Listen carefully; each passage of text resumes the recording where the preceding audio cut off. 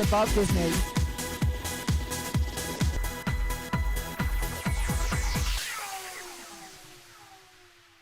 Crime, corruption, and criminal justice. AmCham, the American Chamber of Commerce, is shining a light on these topics here at the Jamaica Pegasus Hotel in a luncheon that's looking at how these affect Jamaica's trade and investment potential. I'm Elon Parkinson. Let's take a look at the highlights.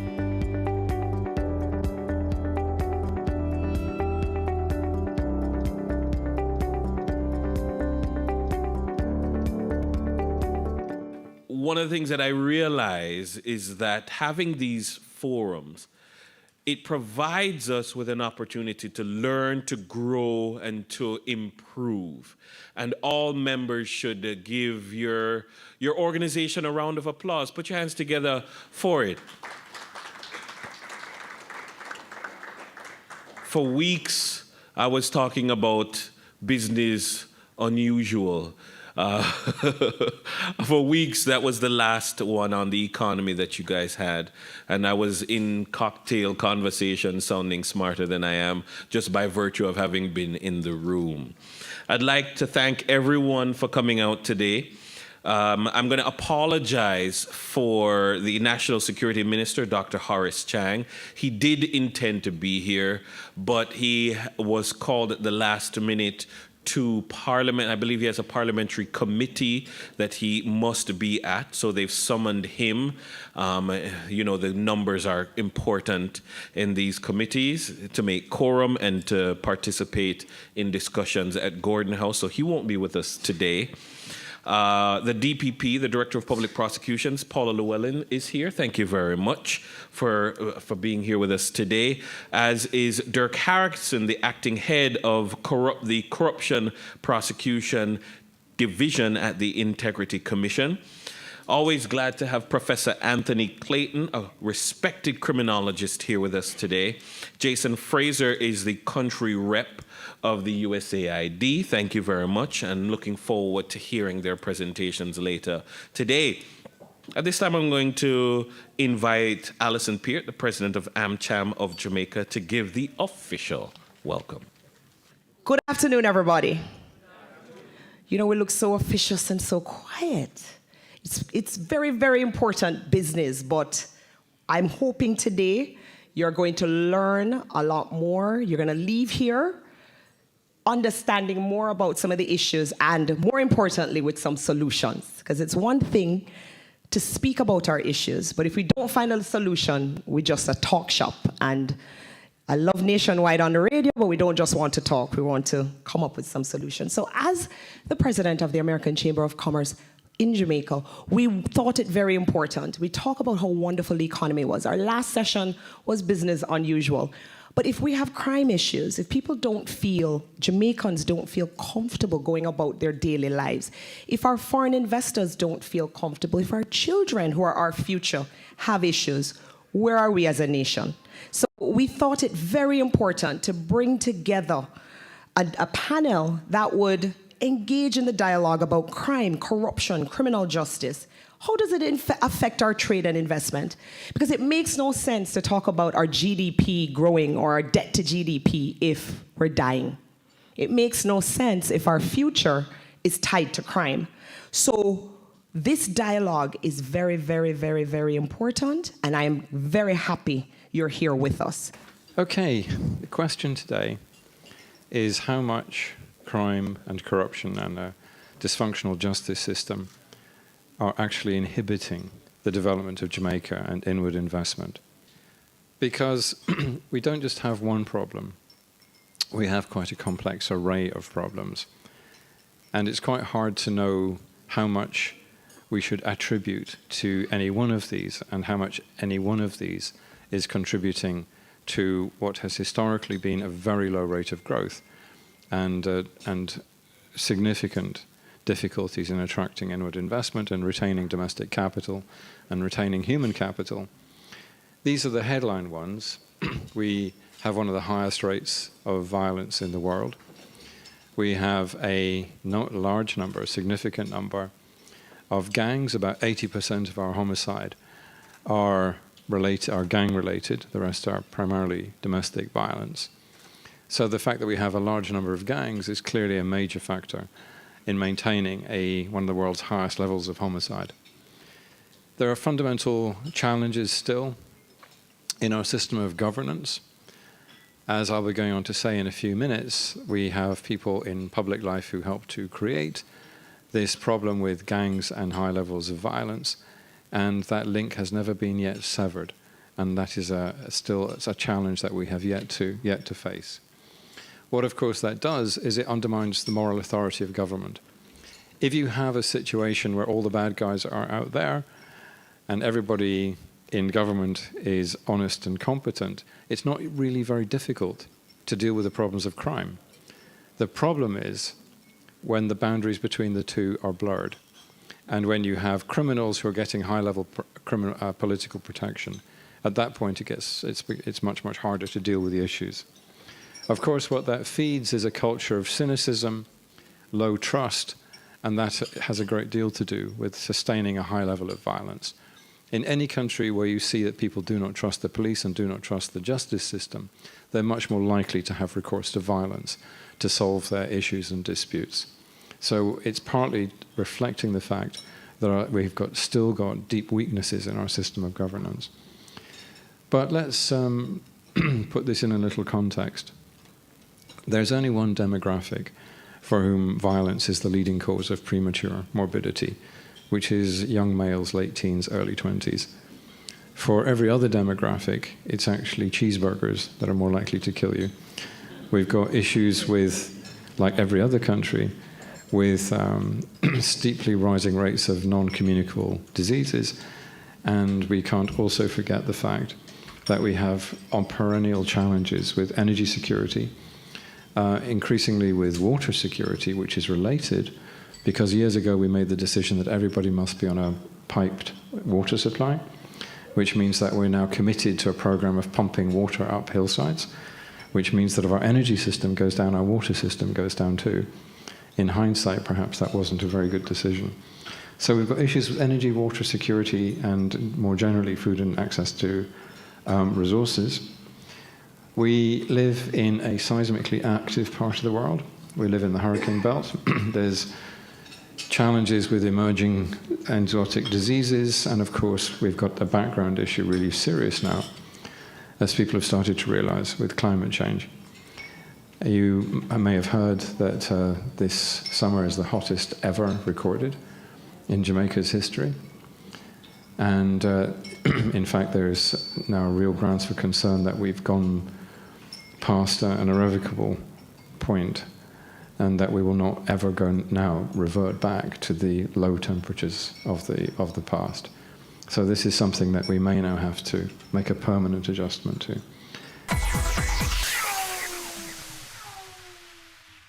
Dodgen Global offers a CPA scholarship program to team members who join our team.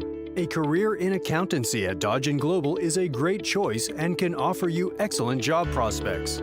We believe that an accounting education is the greatest gift you can give yourself or anyone else. Few gifts make as significant an impact as the gift of an accountancy education with a job. It's a contribution that lasts a lifetime in the form of learning, opportunity, and success. Join our team and get the opportunity to be part of our CPA scholarship program. This scholarships awards program will be administered by the HR department of Dodgen Global. Requirements: first degree in accounting, employed at Dodgen Global, willing to pursue the CPA examination. Here's how to apply. Submit application to Staff Accountant, Dodgen Global, email sa@dodgen.com.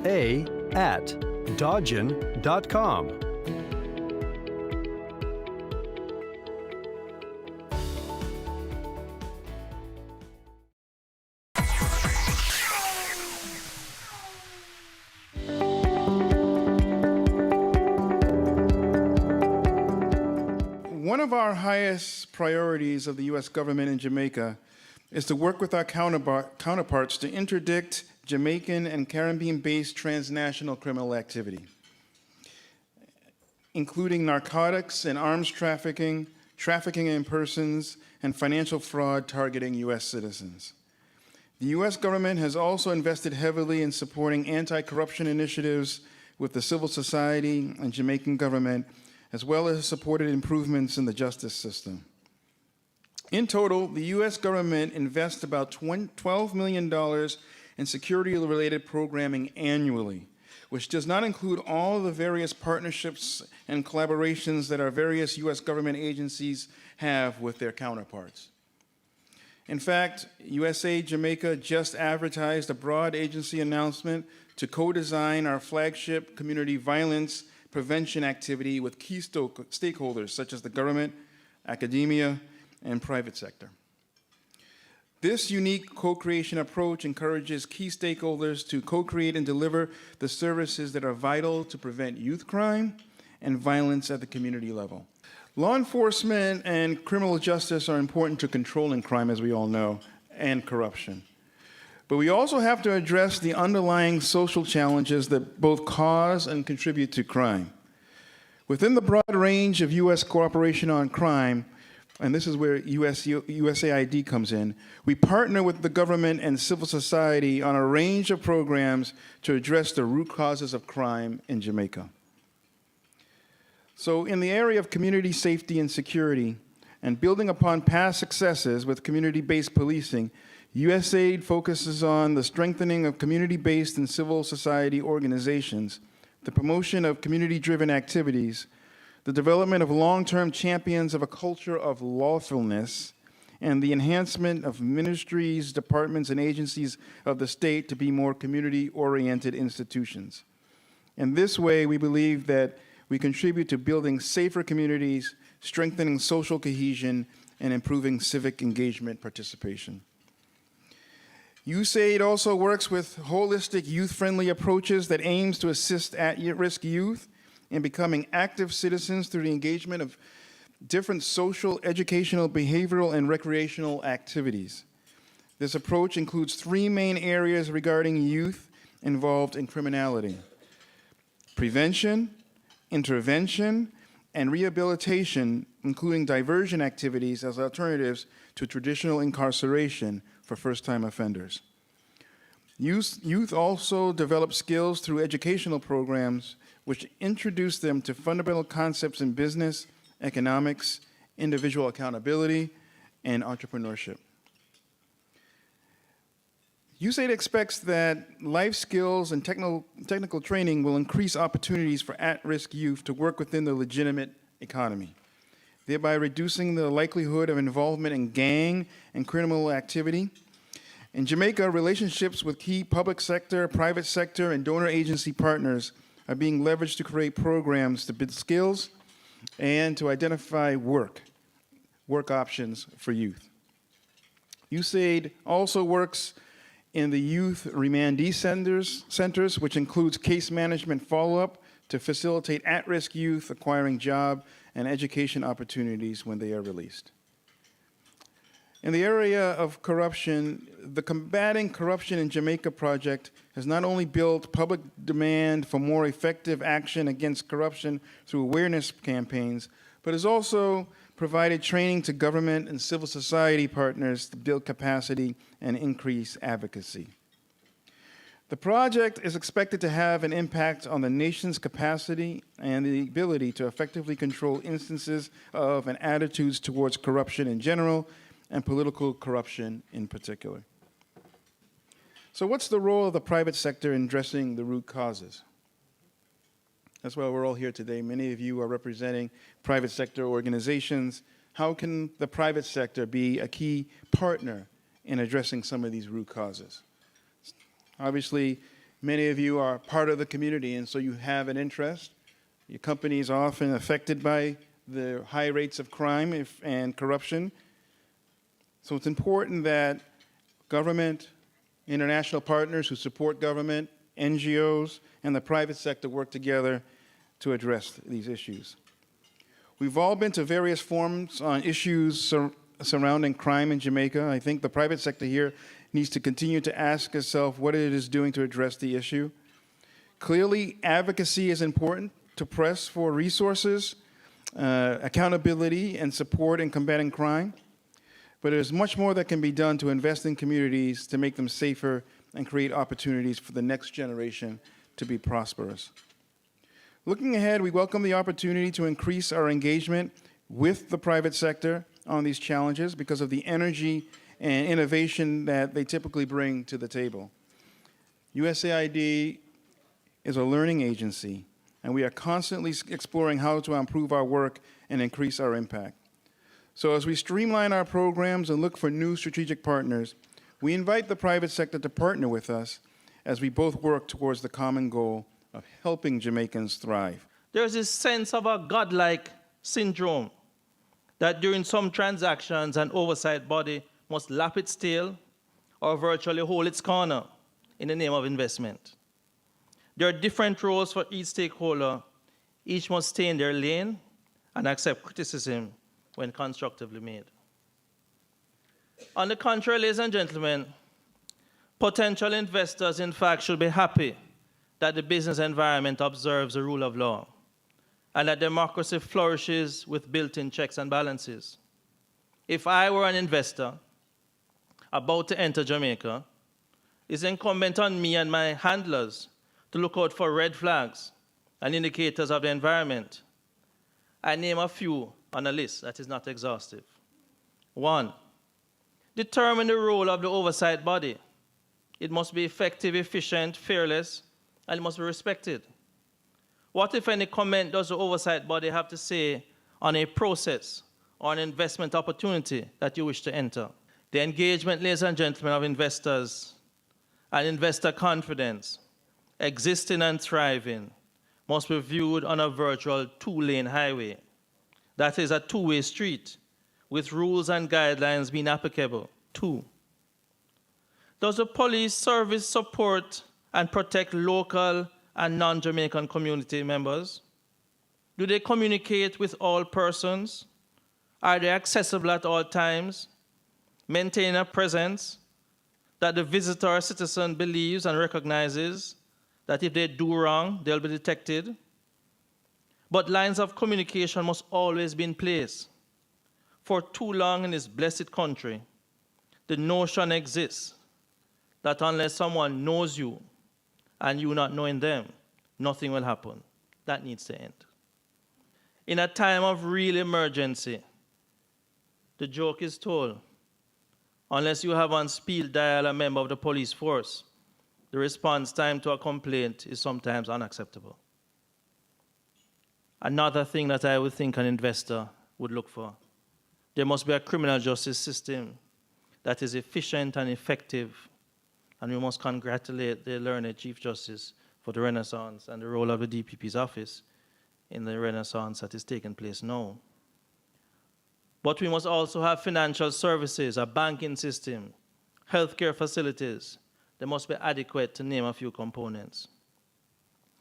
Importantly, ladies and gentlemen, on Jamaica's stock exchange record, Michael Reagan, writing in Bloomberg Business Week, January 18, 2019, states the Jamaican Stock Exchange is the world's best performing. Its outperformance over the past 5 years is even more striking. Jamaica's stocks have surged almost 300%, more than quadrupling the next best performing national benchmark and septupling the S&P Standard & Poor's 500's advance. I make bold to say that the very important successes must be highlighted, with all the negatives on crime and violence reported in the last 48 hours in Jamaica. Also, the awards in the tourism sector must also be celebrated. However, we must do better. Ladies and gentlemen, what are some of the solutions? Government agencies must work together all the time and set aside jealousies and petty matters which have no place in a professional setting. Interagency cooperation and collaboration must be emphasized and practiced. We must build bridges and stop tearing down, emasculating, and ridiculing persons. The fact that you do not agree is no reason to disrespect. Professionalism is non-negotiable. We must have a review of the timelines to review governance structures. Oftentimes, pieces of legislation give you 3 years to review a legislation. You see in 1 year, nothing is happening. The parliamentary caucus needs to do something about that. We must enhance whistleblowing regimes and encourage the discourse, change in discourse to, in my words, informer for live. Stop saying informer for dead, informer for live. I must admit, I'm an informer. I'm a proud one. I'm an informer. Tell me something today, I'm going to tell the police tomorrow. We need to modernize the law enforcement units and bring outstanding laws into operation. We need public education to sensitize the world that the perception of corruption or actual is not a reflection of the overwhelming majority of law-abiding Jamaicans. We need to ensure that the police and our oversight bodies work to regain public trust. The police must maintain presence, not just in hotspots, but also generally.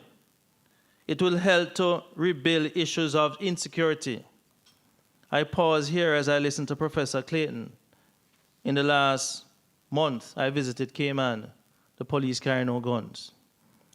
A year before, I went to Turks and Caicos. The police had no guns. I visited Grenada a few times. The police had no guns.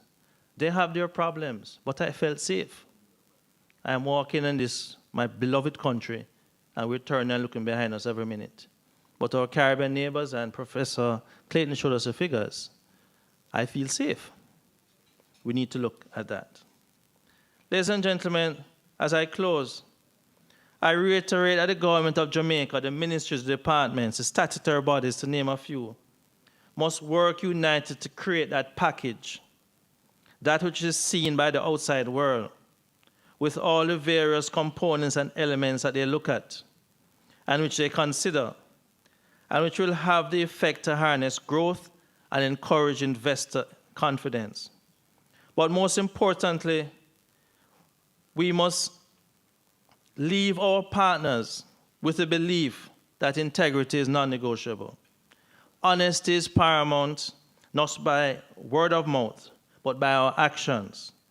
And despite our problems, crime and corruption, that they can and humbly should consider investing in our country to bring about change for good. Acknowledging that the improvement of the basic standards of life may have the effect of changing behavior, but I readily admit we can't legislate for good behavior. Cameo takes you behind the scenes of Jamaica's exploding creative industries to give you an insider's look at how creatives get the job done. I'm really picky about how we treat our customers. As creative people, we went a little bit over the top. Each week, we interview innovators leading the charge in their industry. The chaos of creativity meets the stricture of structure on Business Access TV's Cameo.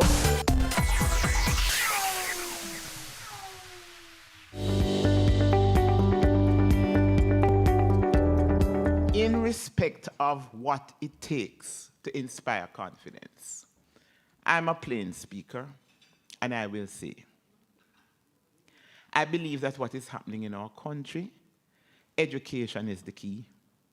I believe that a lot of our children, some of those who come from environments where they are victims of poor and dysfunctional parenting, we need to reintroduce civics in all its forms back within the schools, from the time of the basic school, because there are a lot of our children. People complain that, okay, are the schools not doing enough? But they may go to school, the teachers try their best, and they go back into an environment that is like a black hole of nothingness, because there's no value system, no values, positive values and attitudes. And yet if you take that child and you put that child in another environment, you have intervention, positive intervention, you would be surprised to see the beautiful diamond coming from the rough.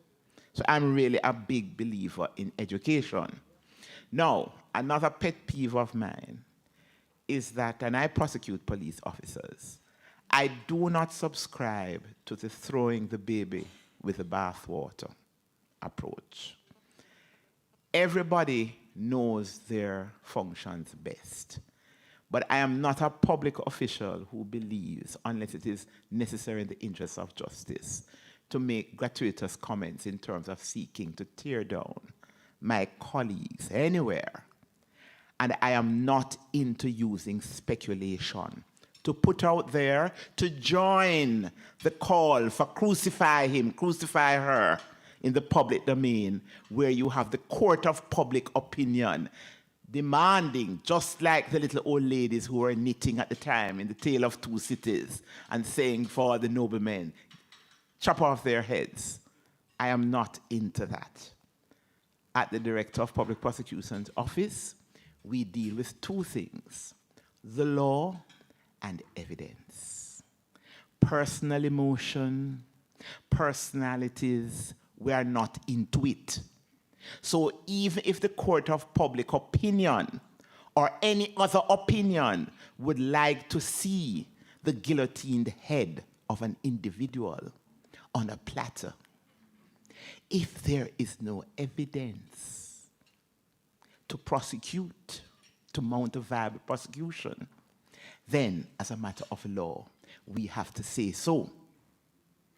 And I will say, and it's the first time I'm saying it publicly, first time, and I say it with the greatest of respect, that this is why on occasion, when I've been asked privately, I have registered privately a concern when you have no firewall between agencies that both investigate and prosecute.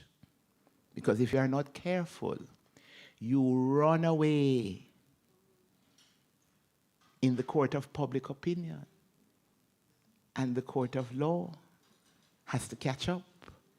And by the time it gets to court, after a lot of reputational damage has been done, when you look at it and the defense counsel gets up and says, they are putting the prosecution in limine to prove what is there, the judge asks, and when you pare away what is there, there's nothing there as a matter of law.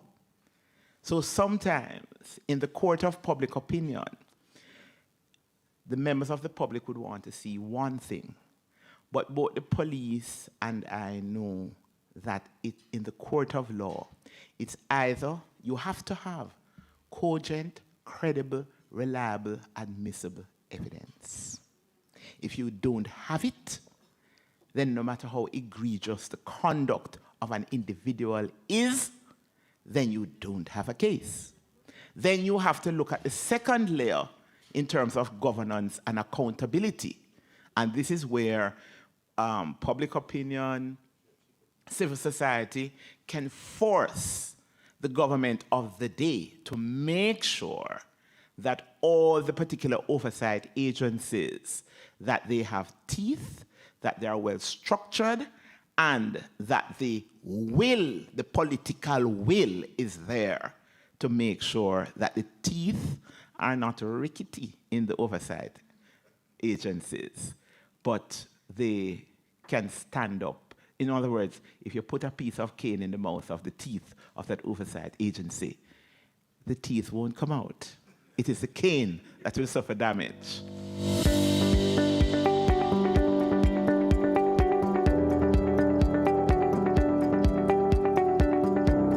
Riveting perspectives and indeed sobering statistics coming from the AmCham empaneled team here at the Jamaica Pegasus Hotel. You're watching Business Access TV, serious about business.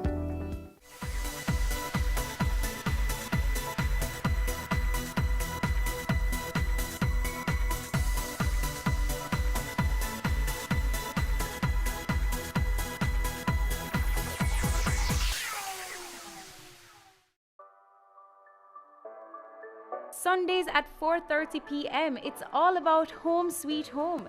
Get your half-hour dose of the business of real estate, from laws and concepts to reality, building, buying, or renting. Or what about trends in decor or renovations? Home Sweet Home will keep you up to date.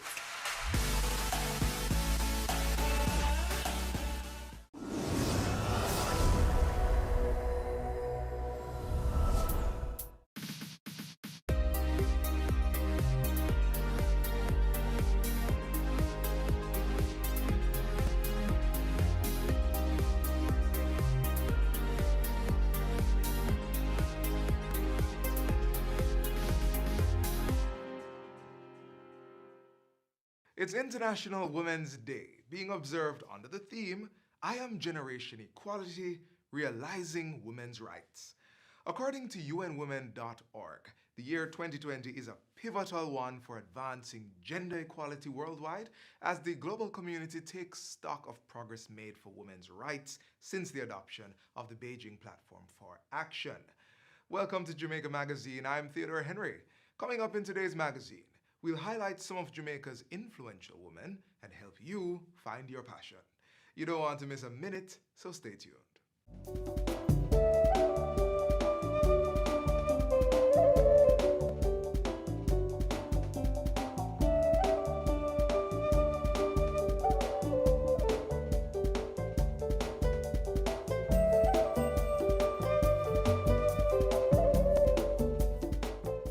Today on Get the Facts, Dr. Shim Hugh shares how you can find your passion and perhaps use it to make some money.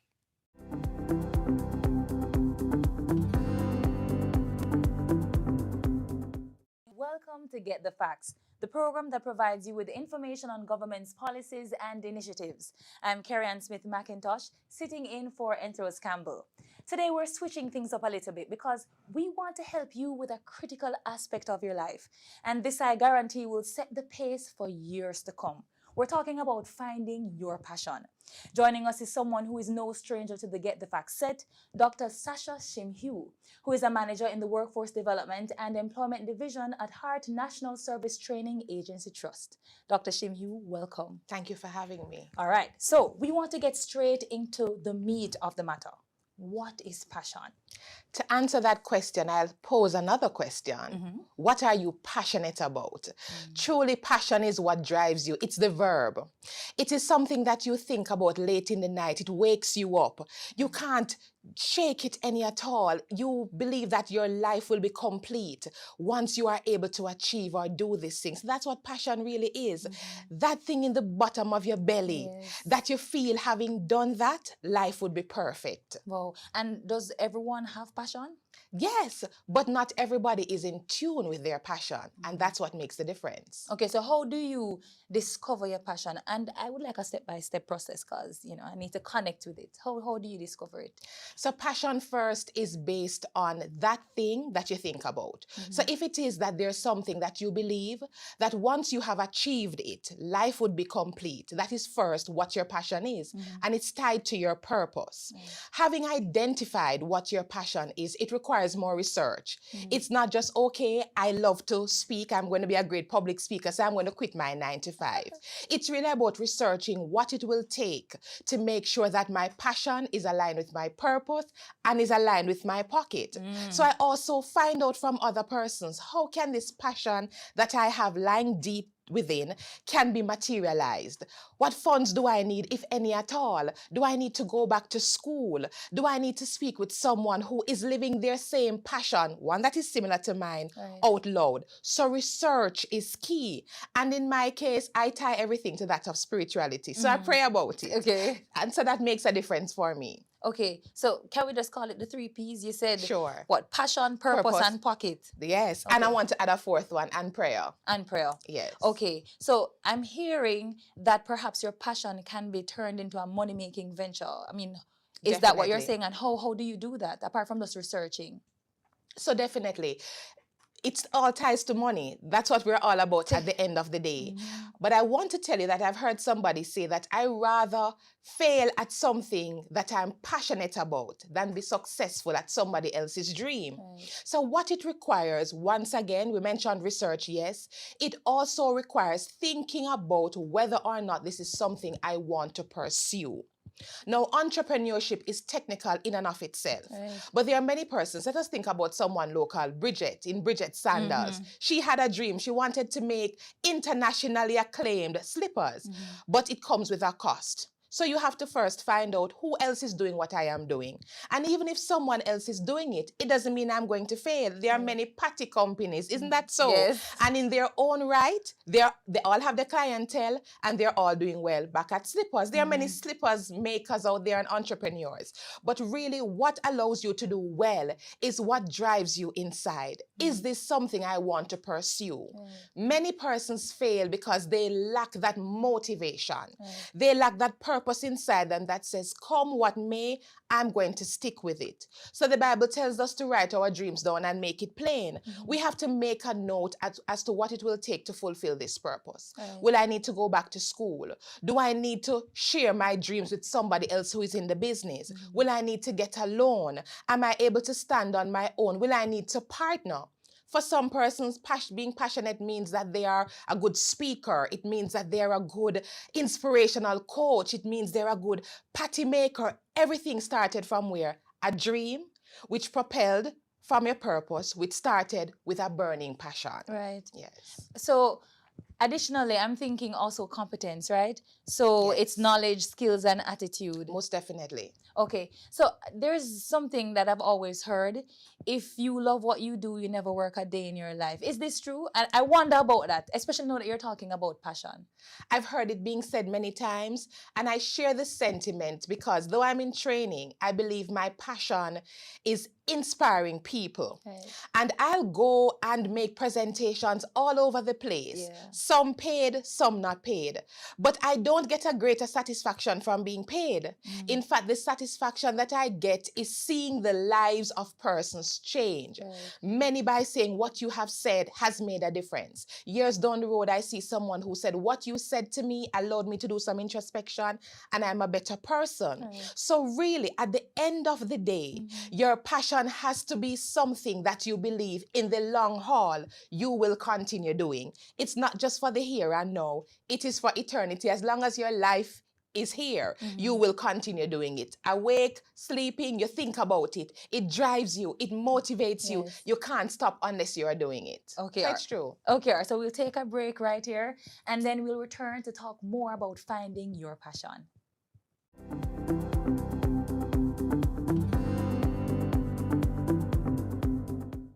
Garbage collection, maintenance of public sanitary conveniences, upkeep of cemeteries, provision of water shops, road improvement, street lights, poor relief programs, community beautification.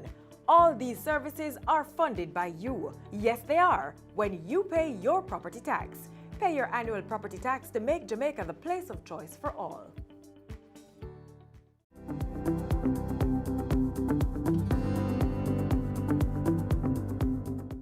Welcome back to Get the Facts. We continue our discussion with the Dr. Sasha Shimhugh, Manager in the Workforce Development and Employment Division at Heart National Service Training Agency Trust. Okay, so we've been talking about finding your passion. Yes. But a question for you. Can you fail at your passion? Like everything in life, there's a failure rate. Most definitely. But if it's something that you want to pursue, something that you are passionate about, you're not going to stop. Life happens. Just in everything else, you keep pressing on and you perfect your art. It's by failing that you really know what not to do and what to do. So definitely. But some persons would say, okay, so if I failed, perhaps it was not my passion. But I would say this. If you are having an issue with your child that you love dearly, and your child does not live up to your ideals, are you going to stop parenting? No. You've now learned something that the child should not do or you should not do in being a proper parent. Just like with parenting, there's no real quote-unquote book or guide to pursuing your passion. Yes, people will tell you what it is that they believe, but really your gut guides you. It helps you to know the path that you must not take and you must take. And of course, research is key. But ultimately, just like with the light bulb, we've heard the story many times, 1,000 or so tries and then he got it right. He was was passionate about creating something that no one else had created. And that's what passion does. It propels you into your purpose. Right. Okay. All right. So all positives, and I'm sure the audience will embrace that. But what about the challenges that you face as it relates to translating your passion into becoming a job, etc.? So there are some basic things. One, self-doubt. Yeah. We are our worst enemies. We are our worst critiques. We find every reason why it will not work. Yeah. And it starts in the mind first, because we tell ourselves we can't, even when we can. So many times our mind prevents us from moving forward. But if you overcome the doubt of the mind, you will also have to contend with your circle. Many times who you associate with can make or break you pursuing your passion. They may say, boy, that will not work. Yeah. Or there are many other persons who have gone down this path and it has failed. What makes you so different?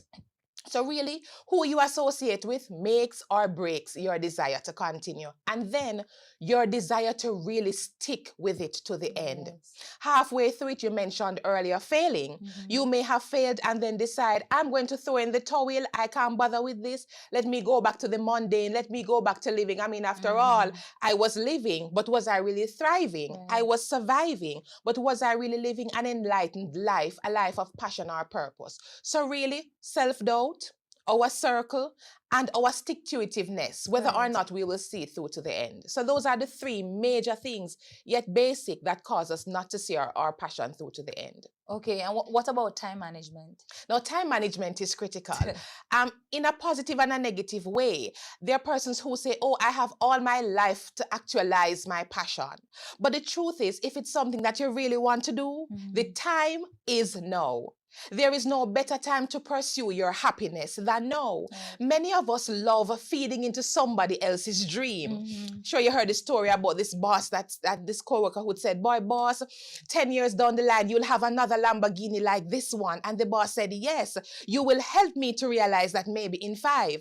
So while we are there living somebody else's passion out loud, we need to understand that the time is now to start doing your research, writing it down, seeing how is it that I can achieve what I want to achieve. Do I need to register my business? Do I need to do some business cards? Do I need to promote myself? Let persons know that, hey, I'm a great singer.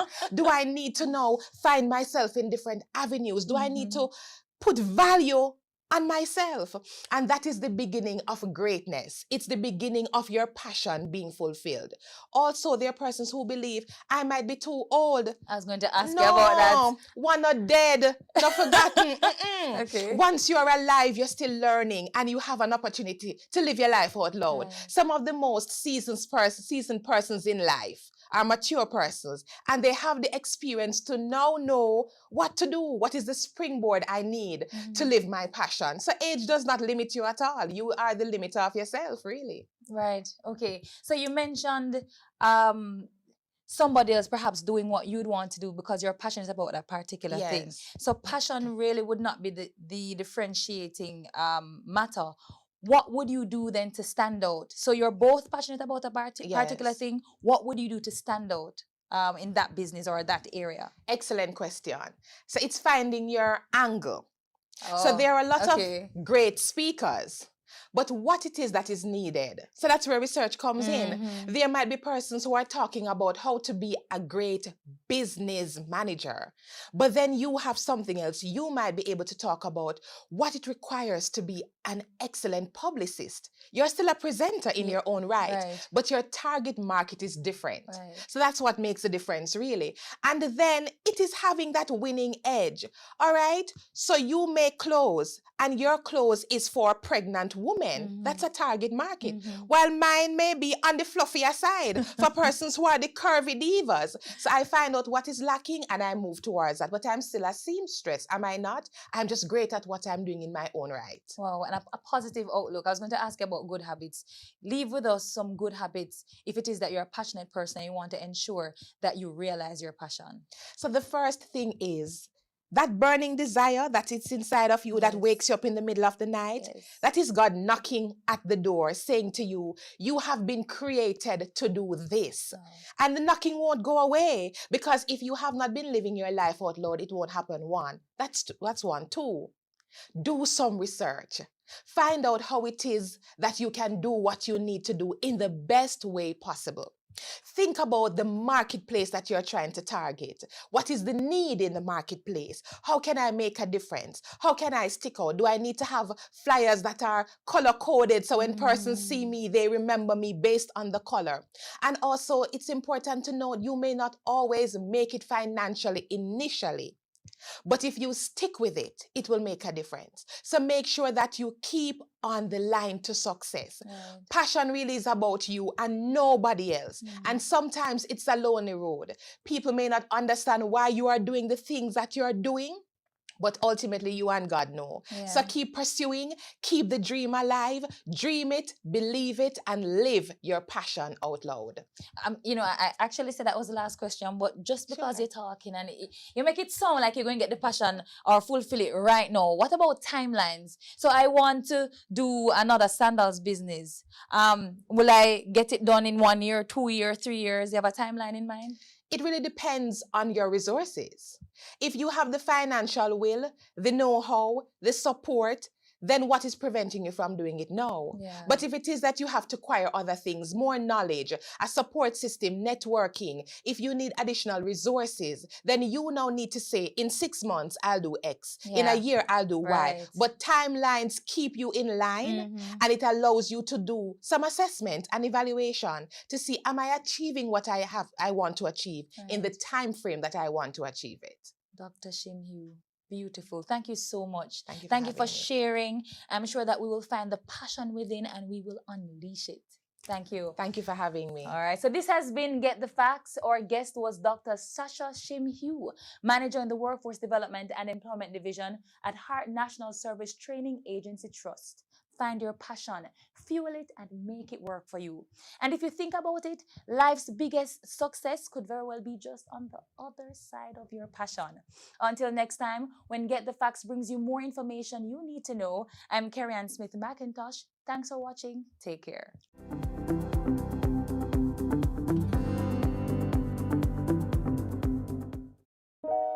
I'm sure my neighbors hear the screams and cries.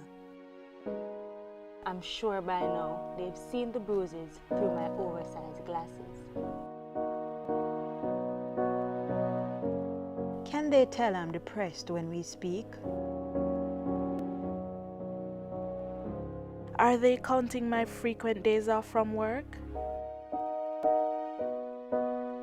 Domestic violence is any pattern of behavior used by an individual to maintain control or power over another. Domestic violence is not just physical, it can also be verbal. If you're in a relationship where you are being abused or know of anyone, get out and speak up. Report domestic violence by calling 119 or the nearest police station. Get out before someone puts you out. Women continue to break down gender barriers all over the world. Meet Liz Levy, a successful female farmer. I got into farming because my hobby was gardening. I was nuts about plants, flowers. So it was kind of a natural area to look for when I was looking for something to do. I started in an area that didn't have water, so I was not able to irrigate.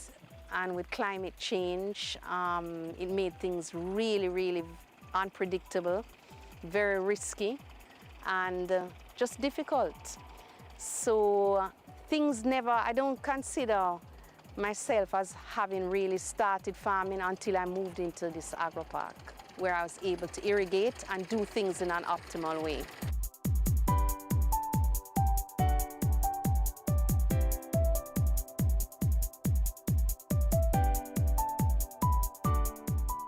Amity All is approximately 2,400 acres. We have 22 investors, 5 of which are female. The soil is predominantly Sydenham clay, and the crops that do well here, we have the cucurbits. That would include pumpkins, sweet potatoes, zucchini, squash. Also a few tubers do very well, sweet potatoes and cassava.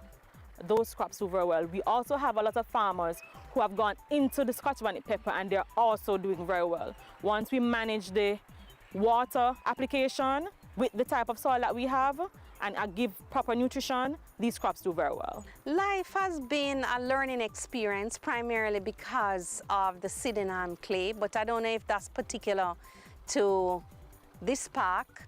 I think anywhere that you go, you have to learn to work with what you have. So it's been a learning experience, and but one good thing about it is that you see the rewards at the end of the day because you're able to irrigate or fertigate, which is fertilizing through the irrigation system. So you're getting closer. I see myself inching closer and closer to the point where I'll get optimal yields, which is what every farmer wants. Everything that I produce goes to food processors. And the particular processor that I sell to, 90% of their output is exported. So I like to think that I'm a part of that whole chain that is earning foreign exchange for the country. I plant only hot peppers. I'm trying this year to try and stretch myself and learn other things. So I'm hoping on the boundaries I've created little areas where I'm going to do some experimentation. But for now, I'm only doing hot peppers and specifically Scotch bonnet. I've set myself the challenge of trying to master that because of the two types that we grow here in Jamaica, that definitely is the most demanding one. So still going up the learning curve. I think the reason why I settled on peppers is because you can sell it. You don't have to scratch your head and wonder where you're going to sell it. Because most of the processors have back orders, export orders. And in fact, we've found ourselves in a situation in Jamaica where processors have to import pepper mash.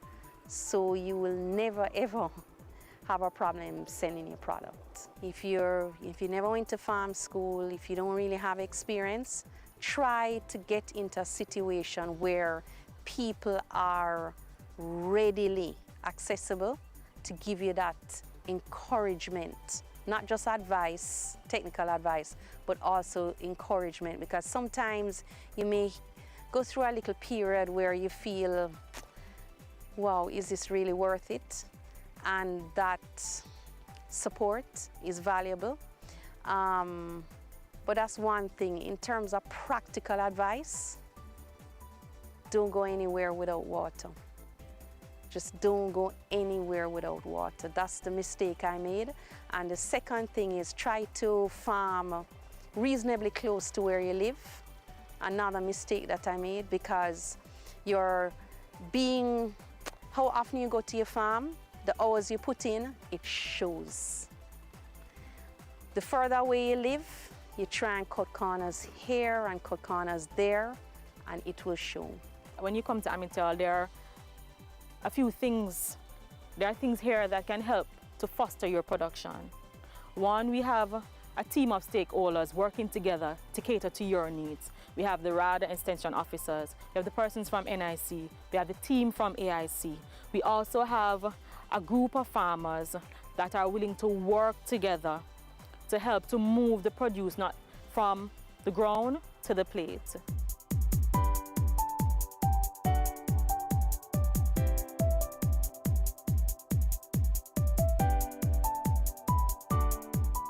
Motorists, when driving on the road, here are some simple reminders. Look out for and extend courtesy to all road users. Give plenty of room to pedestrians, especially in wet weather. Drive slowly. No bother wet them up. Slow down when approaching a pedestrian crossing or school, and always be prepared to stop. Remember, a school zone is a 30-kilometer zone. Cut your speed. Drivers of large and slow-moving vehicles should always keep in the far left hand of a dual carriageway. Keep it simple. Drive left and pass right. These are just simple reminders of your road duties. Drive safely.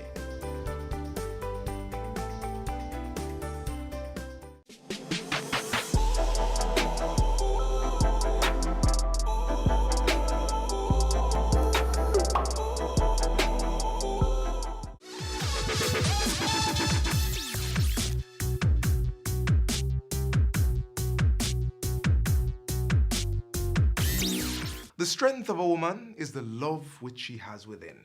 She feels deeply and loves fiercely. She's caring, nurturing, someone you oftentimes can't do without. Let us work together to protect our women and our men and children for that matter. On this Women's Day, let us all make a pledge to do something special for the women out there to make them feel appreciated as we continue on our journey of making Jamaica the place of choice to live, work, raise families, and do business.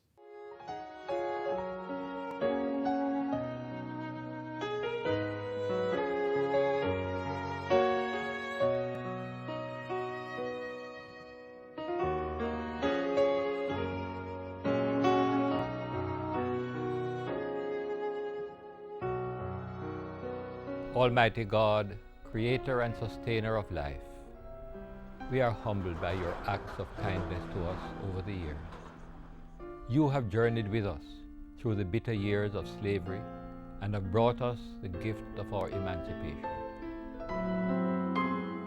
We thank you for those who, with determination, have led the way to our freedom.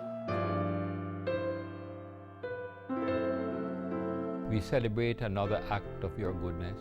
We have matured. Hallelujah, hallelujah, hallelujah. We give you jubilant praise and thanks, oh God. Gracious God, despite our shortcomings, we have much for which to give you thanks. You have been faithful to us in good times and in challenging times. We pause to give you thanks for all your expressions of love, O God. We celebrate and give thanks for the harmony that exists among us.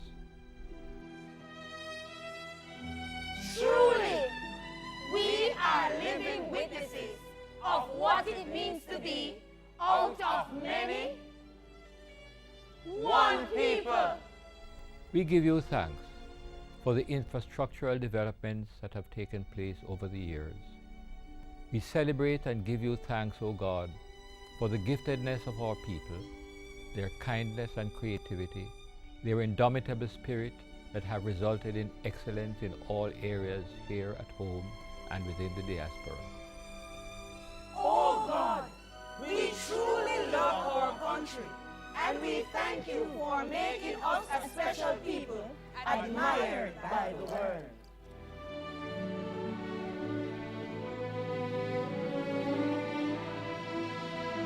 We thank you for all the men and women and young people and children who continue to play their part to make their mark towards our ongoing development. Almighty God, as we move forward, we place Jamaica land we love into your care. Watch over us, enlarge our territory, allow the reign of your peace and justice among us. Establish your kingdom among us and help us to realize our full potential. We ask this in your high and exalted name. Amen.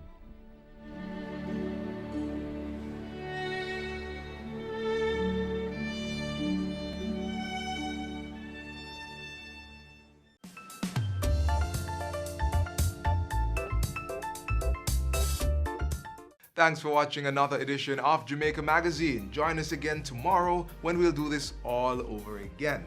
Send your feedback on today's show to jamaicamagazine@jis.gov.jm. Also, follow us on our social media pages and download our app on your Apple and Android devices. And you can also visit our website at www.jis.gov.jm for more information. On behalf of the entire production crew, I'm Theodore Henry. Thanks for watching.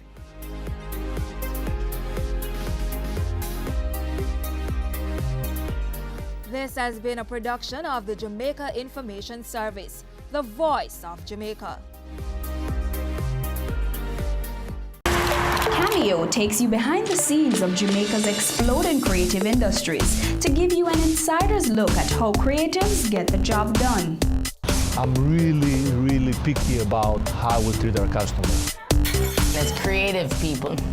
We went a little bit over the top. Each week, we interview innovators leading the charge in their industry. The chaos of creativity meets the stricture of structure on Business Access TV's Cameo.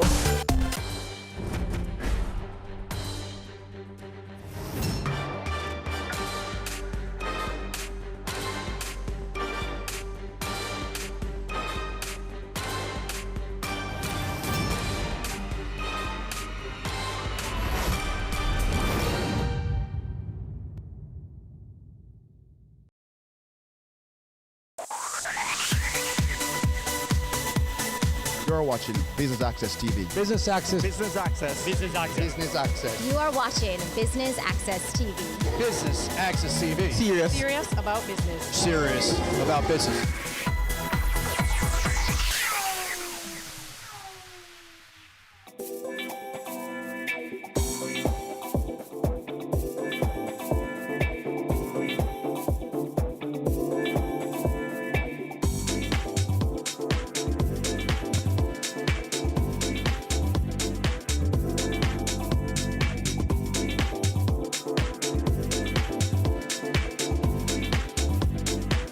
I'd just like to welcome everybody today, and I'm sure that you'll agree that this is a perfect way to start the new year. Opening this impressive building where we now have two extraordinary companies located. Concentrix, our anchor client, and one of the largest BPO operators, and the other tenant is Jamaica's own Unique Vacations, and they're doing all the customer service and reservations for the Sandals resorts that are located throughout the Caribbean. It's phenomenal to host these two companies and such an honor for the Free Zone. And we want to thank them for their confidence of locating here. There have been many detractors of the industry out there making uninformed and negative statements about working conditions. And this is why we're so fortunate to have a Prime Minister that is pro-business, pro-growth, and sees clearly the incredible value that BPO brings to the Jamaican economy. And the industry's ability to provide jobs at an unrivaled rate. And without these work opportunities, many of these people that are employed here would join a generation of lost and unemployable people. So for those of you too young to know or too old to remember, or if you're not from Montego Bay, I'd like to give you a little history. While we're sitting here now, was not long ago a pasture. And a little further in that direction, where the BNS and Fontana and the cinema are located, was a cane piece. In 2002, I was serving on the board of JAMPRO, and then the portfolio minister was Philip Paulwell, and he was bringing some BPO investors down here. I don't know if Conrad was yet at JAMPRO, but he was bringing some investors to establish a BPO operation by helicopter. And he asked me to meet him in this very spot, which was a pasture. And I got here 15 minutes before the helicopter arrived, and I couldn't believe the amount of cows in this very spot. So when the helicopter came, of course, the cows went crazy, stampeded, and the investors came off the helicopter very shocked. And unfortunately, we didn't get that investment. That same minister, in what was called youthful exuberance, promised the country 40,000 jobs within 3 years. And guess what? It's taken us 15 years, but we are on the cusp to surpass that 40,000 jobs.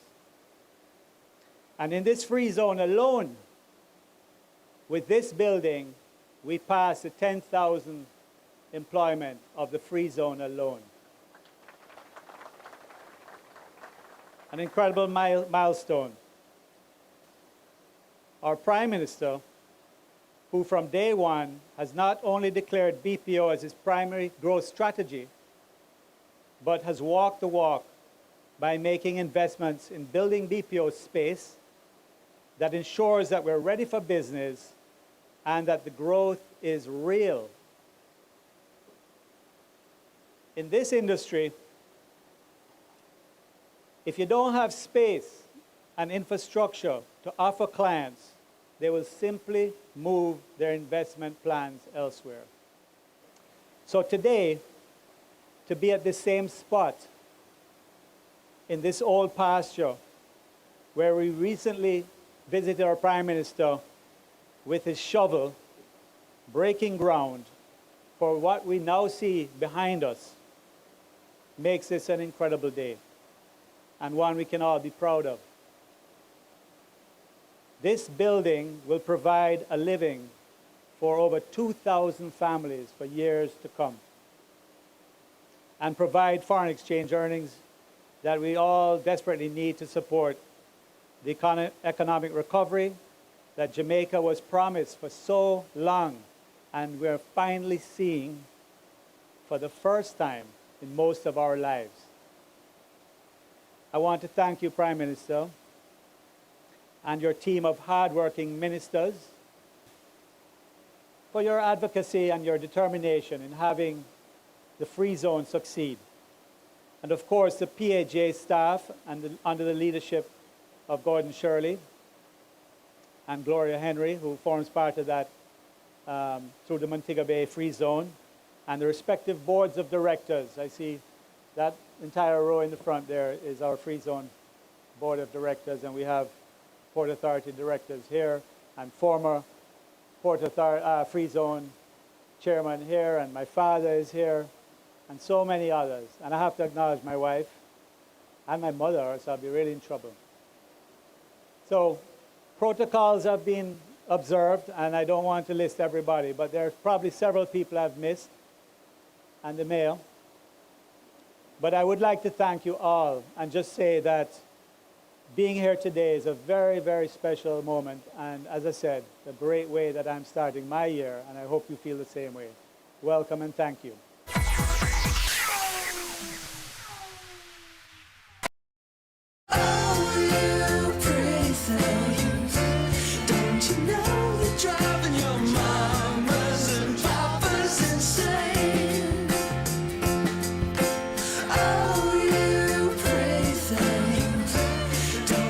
Great design is not only how things look, but also how well they work.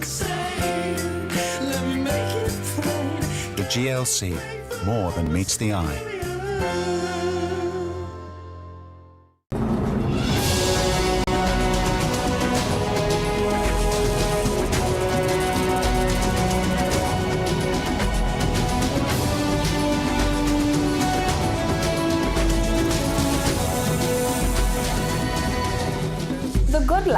Your weekly dose of information on nutrition, wellness, and fitness. Discover ways to nurture your mind, body, and spirit.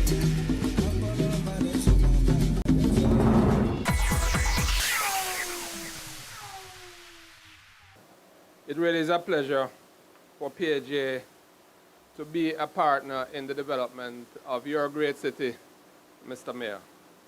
This is the fastest growing municipal center in Jamaica and probably in the Caribbean, actually. Aside from our investments here, which I'll speak about in a moment, I wanted to signal that we are also investors in a neighboring Freeport terminal. This is one of the, it's a significant investment for Port Authority, and because it is such a secret, allow me for just 1 second to tell you a little bit about what we have been doing over in Freeport. Over the past 2 years, we have renovated the main cruise terminal at berths 5 and 6 and constructed a new one at berth 2 to accommodate the expansion of home porting. We have also developed new ground transport management facilities over there. And as a result, Montego Bay is now the fastest growing cruise terminal in the country. We have facilitated the construction of Fortress's new LNG facility, and we have dredged the harbor to accommodate even larger cruise ships and cargo facilities. Currently, we are constructing a new cargo at berth 1, a new cargo facility at berth 1. We are expanding berth 2 to accommodate the largest cruise vessels. We are investing in new cargo handling equipment, reach stackers, terminal trucks, and so on. We are implementing a new automated terminal operating system and implementing a new port community system. Over $35 million is being spent in the neighboring facility, which is intended to transform that facility into the most dynamic and significant mixed port, mixed terminal anywhere in the Caribbean. And as important as it is for us to be developing in those facilities, a mandate of the Port Authority is to develop the near port areas in immediate proximity of our terminals with a view to creating economic growth and job creation. And the most dynamic near port facility that we have is the Montego Bay Free Port. The Board of Montego Bay Free Zone and the Board of Port Authority were early in recognizing the growth in markets such as analytics and market research, engineering design, medical transcription, health information management, financial and legal process outsourcing, publishing, and outsourcing of R&D. Our objective is to capitalize on the growth of this knowledge process outsourcing segment and to transform the zone in a manner that makes it attractive for firms to want to perform these types of services here in Jamaica and here in the Montego Bay Free Zone. This effort is already bearing success. Examples of this include the fact that Numerator, one of the clients here, is providing market intelligence and complex CRM services. Software development for desktop and mobile applications is being provided by Avonmark. Shared services in finance and accounting is being provided by Advanced Call Center Technology and Conduent. Medical transcription is being provided by Infinity Behavioral Health Services. Data analytics by Numerator. Payroll processing, corporate filings, and corporate support by Conduent. And market campaign, advertising, and promotion by Centerfield Media. The investment of approximately $10 million in this new 63,000 square foot facility, which is being opened today, is a reflection of the commitment to creating the kinds of facility suitable for accommodating the companies that wish to perform these higher value added services here in Jamaica. It is designed with the employees in mind and with all the necessary amenities and features of the best BPO centers anywhere in the globe. With this new facility, an additional 1,500 to 2,000 jobs, as Mark mentioned, will be accommodated. And the zone is now, we are proud to say that the zone is now home to 10,600 good paying jobs, impacting the lives of our young graduates and their families. Ladies and gentlemen, a decade and a half ago, I responded to an advertisement looking for a client services manager, and I felt it was Port Authority, so I applied for that job. And I had a choice at the time, two financial institutions, but because I knew Port Authority is the place to work, and it had all that lovely reputation, so I chose to come here. And 1 week into the job, when I realized it was a free zone, I was dying. I was like, oh my God. And I remember going into my office one day and I said, Lord, it's not too late to call in CV. Please give me a direction because I don't know if I can cope with this job. And then to make it worse, I walked out of my office and there was a customer ranting and raging about a problem. And then he said to me, so how long are you planning to be here? And I was like, oh my God, so people don't stay here. So I was really worried. But then I got the divine word and I was divinely led, and here am I. And you know, we were perhaps about 20-something% occupied in our warehousing space and vacant in many of our building spaces. We use car parks to play football and volleyball and netball, and we use empty buildings to store stuff for anybody who wanted to store things because we had so many spaces. But in 5 years, we were full. We were 100% occupied. And at that time, we advanced a proposal under the chairman of Mr. Deere to put up this building. Well, 9 years later, here we are. But we are here because of the effort, the contribution, the blood, sweat, and tears, the toiling of many, many, many persons. Not just the Port Authority, but the unsung heroes who work in this industry. Those who have launched businesses here that have gone global, those whose business have gone and listed on the stock exchange in the US, those who serve Fortune 500 and Fortune 100 customers, those whose work make Jamaica looks like the best place, and it is the best place indeed in the world. Those whose work stand out against any first world country. These are the people who work in the BPO centers. They represent diversity. So I know you hear a lot about the call center, but call center is not all that we do. Yes, that's where we started. And you know, you don't want to shake off your history completely. You heard some of the things that Professor articulated earlier that we're doing in this business. And so today we want to invite some of our workers who have been here, who have worked in different segments of the business, to share with you in 2 minutes some of their testimonials. I have been with Teleperformance since the inception of the company. That's 20 years ago. So yes, I have been with Teleperformance for 20 years. After graduating high school, it was clear I was unable to immediately afford college, and so I made the decision to work. I started as an agent and was promoted to a manager 3 years later. Through my hard work, high display of professionalism, and consistency with effectively managing a team, I was further promoted to an assistant call center manager.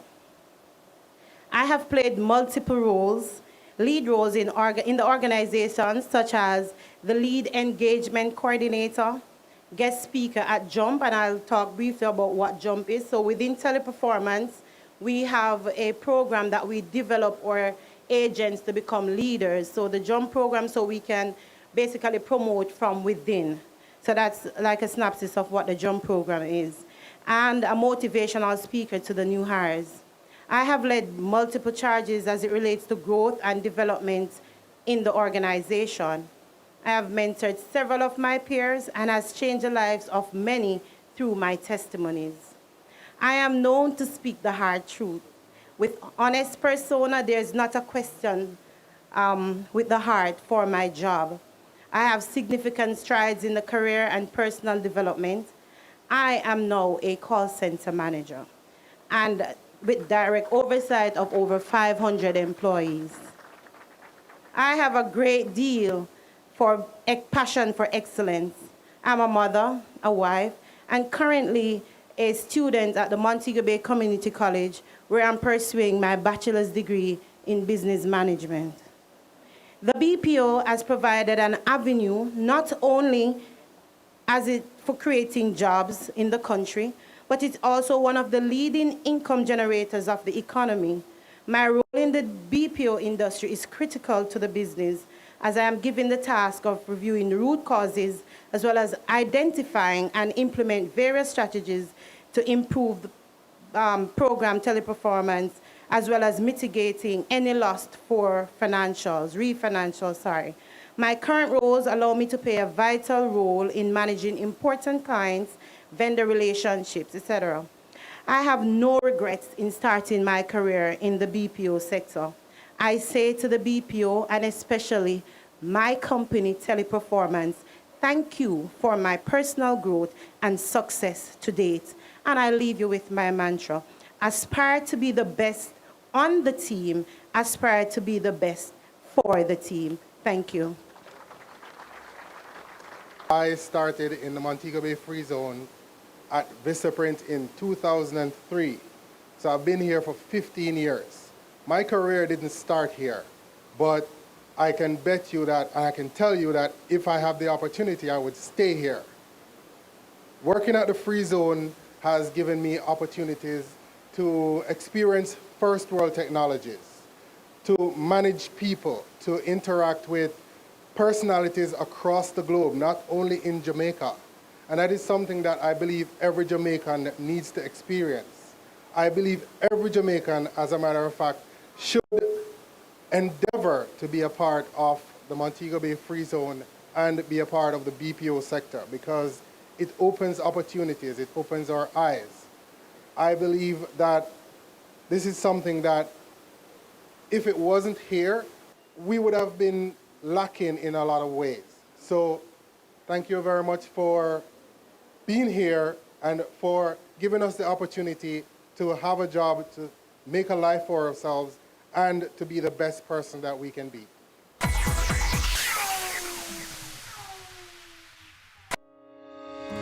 Dodge & Global Marketing Strategy Consulting. Marketing isn't a department, it's a system. Having an integrated and cohesive marketing plan allows each marketing technique to support the others, thereby creating a synergy of branding and growth for your business. Dodge & Global can assist you in making smart decisions with lasting value in regard to the following key decisions. Determine if there is a paying market for your products and services. Craft long-term and short-term marketing goals. Define marketing campaigns. Create marketing strategies. Select powerful marketing techniques to reach your audience. Choose a brand and image that reflects your core message. Design marketing materials. Design internet marketing strategies. Track marketing results to determine the strongest techniques. Because it's so important to create an integrated marketing strategy that will bring in business. Get advice and mentoring from people who are already successful marketing experts. Our team can help you make smarter, more effective decisions. Let's have a conversation. Contact us at email info@dodgen.global. Website https://dodgen.global.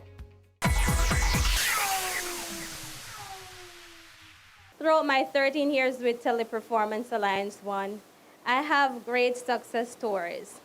I must say, I've started with this company as an agent. Throughout that 13 years, I've grown, moved in different areas such as a QA supervisor, assistant center manager, and currently I hold the position as a contact center manager.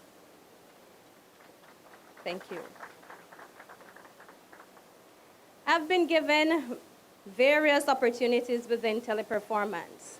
One of the greatest things for me is I have given the opportunity to help to build interaction with employees, to mold employees to be better leaders and upcoming leaders of tomorrow. Within this organization, there are great deeds towards myself in terms of building personal growth and assisting me with my family. Within my 13 years, could I ever think of where do I go from here? It's hard for me to decide. Why? Throughout this 13 years, my confidence, that self-esteem that I've built throughout the year, with support of leaders such as, of course, I will not leave out saying my direct manager, Jake Becker, and other fellow co-workers. Currently, I'm so proud wearing the latest achievement within Teleperformance is I was recently enrolled in Teleperformance University. Now, you may wonder what this is. It's the university created by the company. This exists for the past 10 years. And I'm pleased to say for 8 months ago, I was enrolled in this program. The opportunity that it allows me is I join this college. I get a chance to travel. My last travel was in Brazil. This is a big deal for me. That's 2 months ago I get to go to Brazil. I have an upcoming trip that will be in Philippines. I'm excited about that one as well. And of course, graduation in Greece. These are my dream places to visit, and so I'll say thanks to Teleperformance for that. My name is Corrine Phillips Brown. I have over 12 years of experience in the BPO industry. I started out as a hard trainee in the accounting department. With my experience gathered in this sector and through self-study, I completed my career as a chartered accountant. I am now a member of the international body of ACCA and also the local body of the Institute of Chartered Accountants of Jamaica. With my qualification and experience, I am now the finance manager of a 1,900-seat, Fortune 500 BPO company.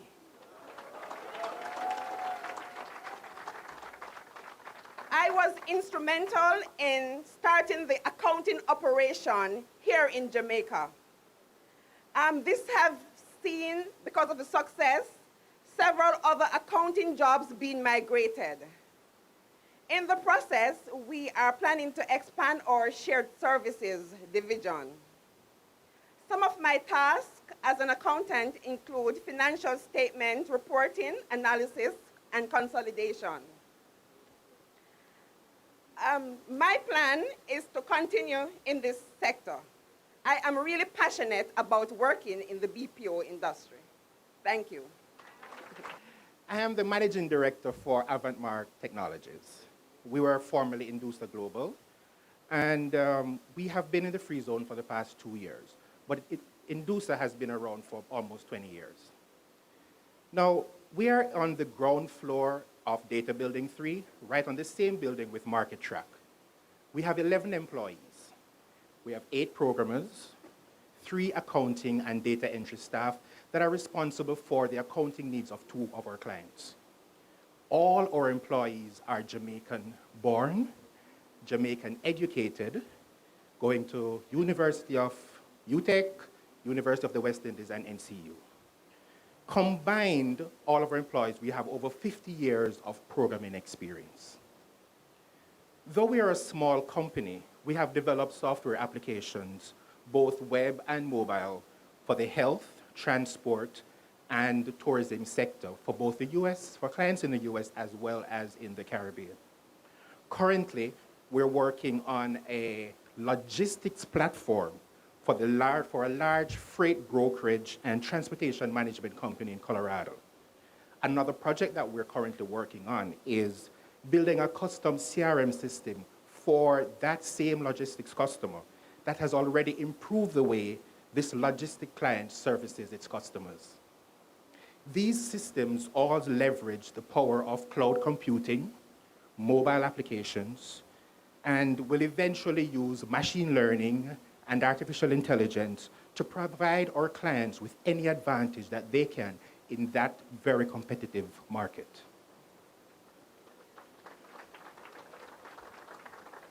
What makes us different from any other software development firm? It's not that we have the best programmers.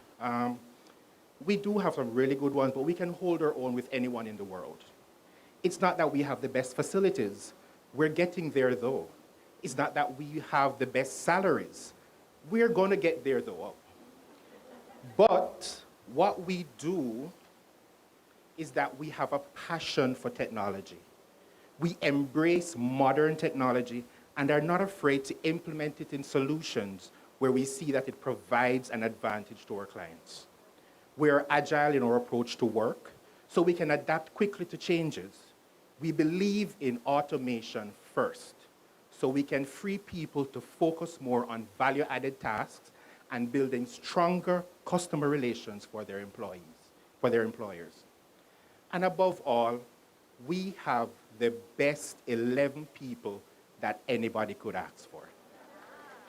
Our small team of 11 programmers pulls together like a well-oiled machine. Finally, we don't intend to stay small forever. We may never grow to the size of some of our neighbors due to the sheer nature of our jobs, but we intend to leave a mark on this free zone where we aren't always known by the address relative to our neighbors. So for example, the door across from Unique Vacations, who have now migrated to the east side, or the building that Market Track is on. But by our work and our impact, we have on the community and Jamaica. Ladies and gentlemen, I proudly represent Avantmark Technologies. Thank you.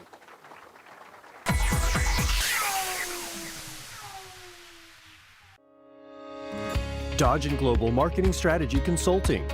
Marketing isn't a department, it's a system. Having an integrated and cohesive marketing plan allows each marketing technique to support the others, thereby creating a synergy of branding and growth for your business. Dodge & Global can assist you in making smart decisions with lasting value in regard to the following key decisions. Determine if there is a paying market for your products and services. Craft long-term and short-term marketing goals. Define marketing campaigns. Create marketing strategies. Select powerful marketing techniques to reach your audience. Choose a brand and image that reflects your core message. Design marketing materials. Design internet marketing strategies. Track marketing results to determine the strongest techniques. Because it's so important to create an integrated marketing strategy that will bring in business. Get advice and mentoring from people who are already successful marketing experts. Our team can help you make smarter, more effective decisions. Let's have a conversation. Contact us at email info@dodgen.global. Website https://dodgen.global. Sundays at 4:30 p.m. It's all about Home Sweet Home. Get your half-hour dose of the business of real estate, from laws and concepts to reality, building, buying, or renting. Or what about trends in decor or renovations? Home Sweet Home will keep you up to date.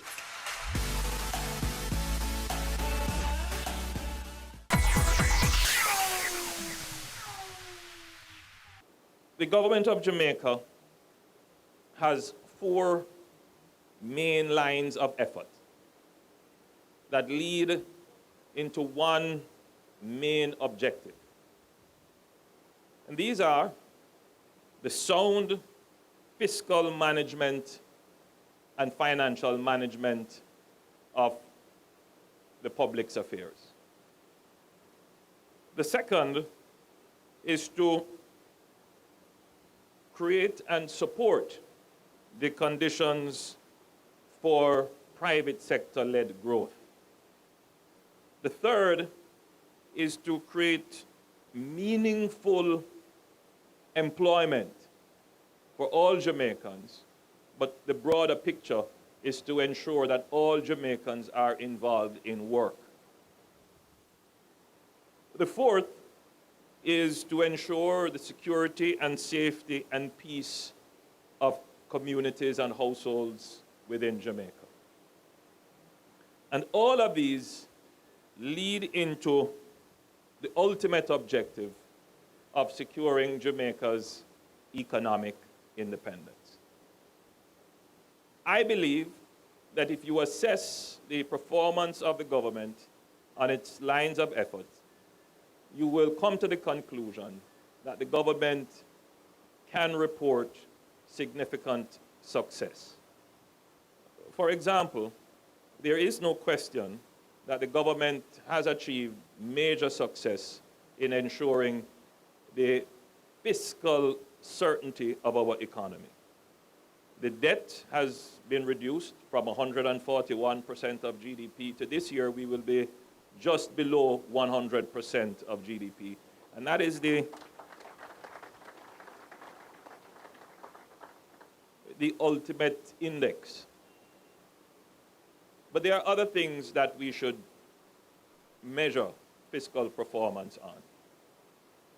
And that, for example, the government has seen significant investments taking place in the development of infrastructure. But a large part of that does not rely on the government's fiscal accounts. In other words, we have pursued the expansion of infrastructure and capital formation without having to rely on the budget of the government. Now, this is a perfect example. The PAJ, out of its own resources, that is the Port Authority of Jamaica, out of its own resources, have made this investment, and this investment will bring a financial windfall. Maybe windfall is too much, but certainly profit that you can use to reinvest. But the policy of the government is that all its public bodies must stand financially sound and fiscally certain on their own. And all the assets that they have, we must see to their full utilization. So all the warehouses that are empty, all the parking lots that are now volleyball and football fields, all the real estate that are unoccupied and unused, all the lands that are just growing wild bush, we must find appropriate and high value usage for them. And that strategy has worked.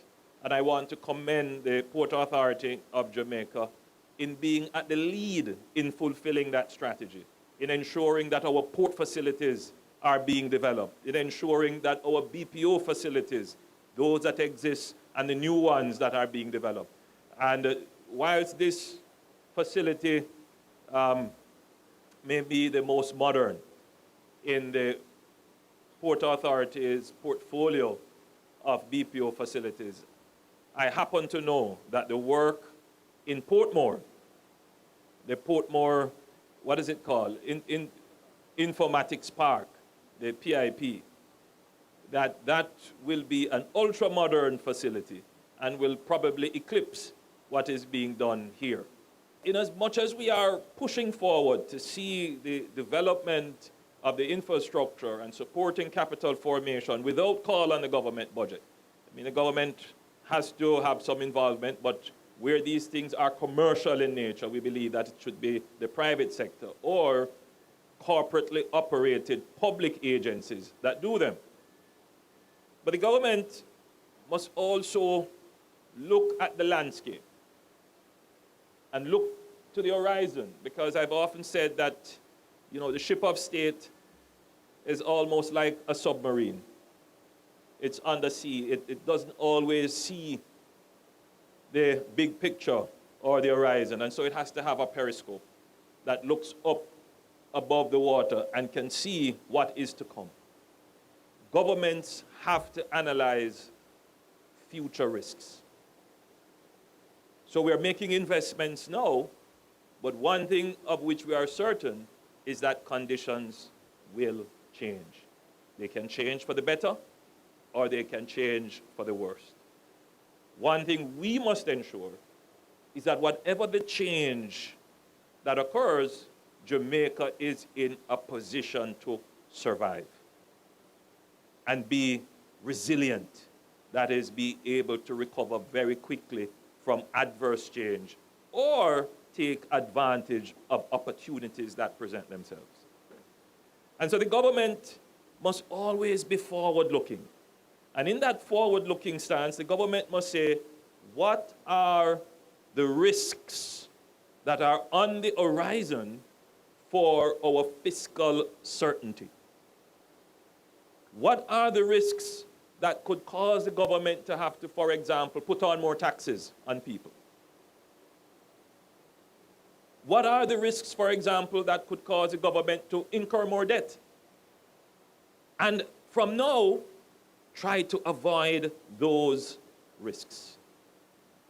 So our strategy of ensuring that the private sector, along with corporately run public agencies, take on the risks of developing infrastructure and capital formation, that strategy works for the people of Jamaica, because it ensures that at no time will there be a call on you, the public, to pay for any eventualities that may happen, and that paying for means either higher taxes or we have to cut services.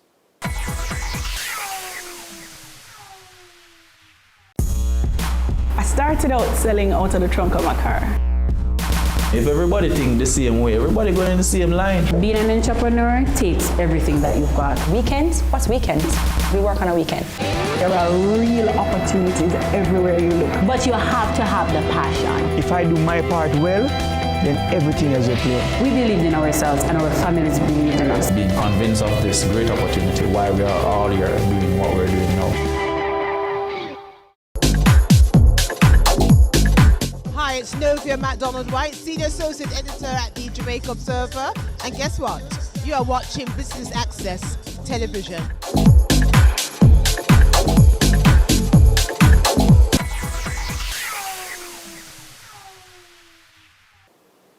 In its present state, Petrojam is a fiscal risk to the government.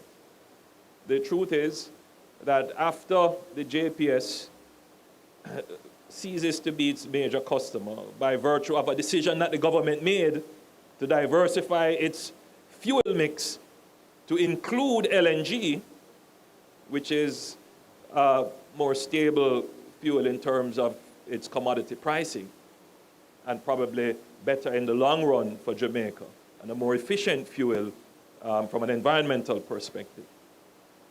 We took that decision. When we took the decision, we should have also considered the other impacts of that decision, which means that Petrojam could lose, or will lose, 50% of its custom. That could mean, very well mean, that the operations of Petrojam could become a call on the government. And I use the term government, but I shouldn't, because in the consciousness of Jamaica, the Jamaican people see the government as separate from them, which is not the case. The government is just the accumulation of you. So if it is a call on the government's purse is a collection from your pocket. And that's what it is. It is going to be a call on your pocket. So I am not running a government that is under siege, not knowing what is coming in the future, as we have had governments do in the past. And then we happen upon situations. And those who are being critical of the government now should explain why it is we are happening up on situations that are creating fiscal risks for the government. This government is giving the people of Jamaica the commitment that we will not just manage the situations that exist now, but we are managing the situations to come. And you can be assured that the government I lead will always make decisions in the interest of the Jamaican people first.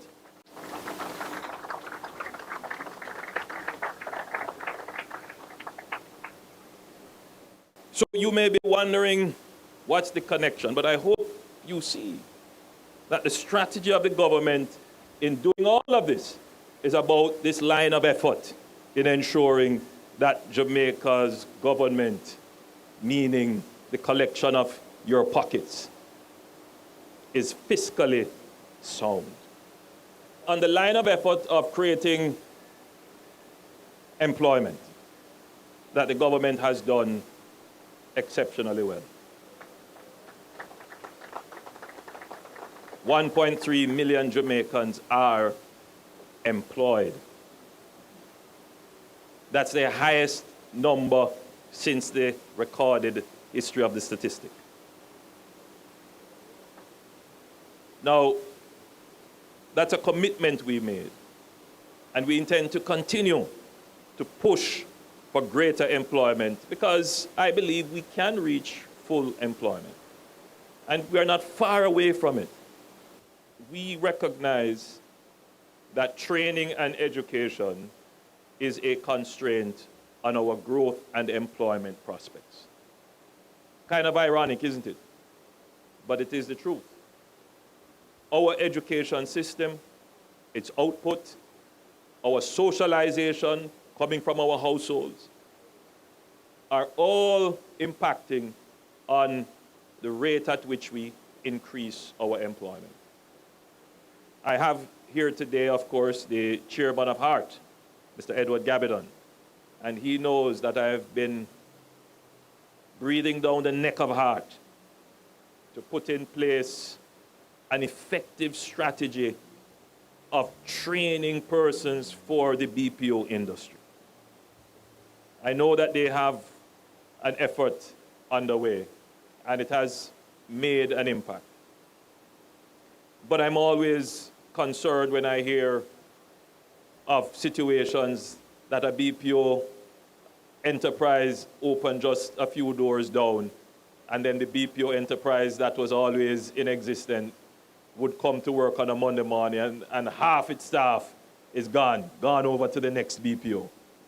And then they are in a quandary and a scurry trying to find replacements. We hear those stories, and the government takes it seriously. We must rapidly increase our training to support the expansion of the industry. It can't be that we have investors here and we are not supplying very quickly the quality trained workers. We have to get cracking on that in a more aggressive way. And it is not that we don't have the people. You know where they are? Some of them are in lottery scamming. Some of them are in crime. And many of them are at home sitting down doing nothing. And when you go to them, well, me can't leave my baby. Or they hide. Because I've seen the reports. We have gone into communities with programs offering people to be trained, and they refuse to take it. Why? It is clear that the policy of the government can't be just employment. The policy of the government has to be to create a culture of work. So, I want to thank you, because if you let me, I'll go on and on and on. But I want to thank you for being such a good audience and for listening. And again, let me congratulate the PAJ and the team for bringing this project to fruition. I gather now you would be above 10,600 persons employed here, and that the BPO sector in terms of its employment is now in excess of 36,000 persons, in excess of 36,000. I'm certain that before the year is out, we should be close to 40, if not passing it. My view, and I continue to maintain it, is that we could have hundreds of thousands of persons employed in the BPO sector, providing we can release the constraint of the trained labor force and build out the spaces. As it has turned out, it has been easier to build out the spaces than to relieve the constraint of employment. But I give the assurance that we are working on both. God bless you all. Happy New Year. Health, prosperity, happiness, and peace. Doggin Global is an integrated multidisciplinary professional service firm in the Caribbean region. We are integrated as one regional firm and provide several professional services, including audit and assurance, advisory, tax, risk, and legal. Our advisory services focus on our clients' most critical issues and opportunities: strategy, marketing, organization, operations, technology, transformation, digital, advanced analytics, corporate finance, mergers and acquisitions, and sustainability across all industries and geographies.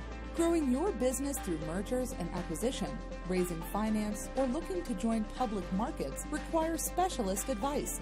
Doggin Global provide a full range of corporate finance services, from initial assessment of strategy through to deal completion. In-depth knowledge of industry sectors and markets provides valuable insight into specific opportunities and risks for your company. Our corporate finance specialists assist clients to develop an acquisition approach, identify targets or interested parties, instigate negotiations, and help conclude transactions. Our global reach allows us to provide advice and local knowledge to assist with foreign acquisitions and sales. How Doggin Global can help.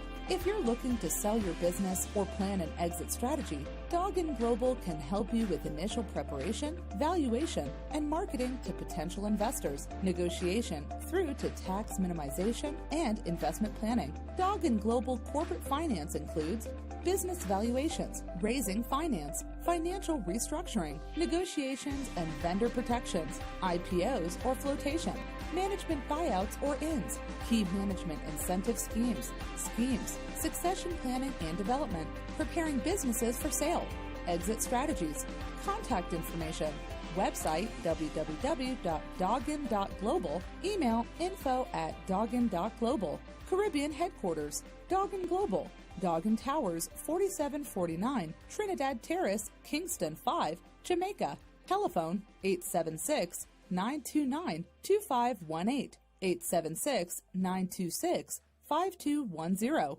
876-630-2011.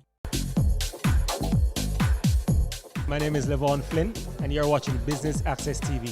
Serious about business.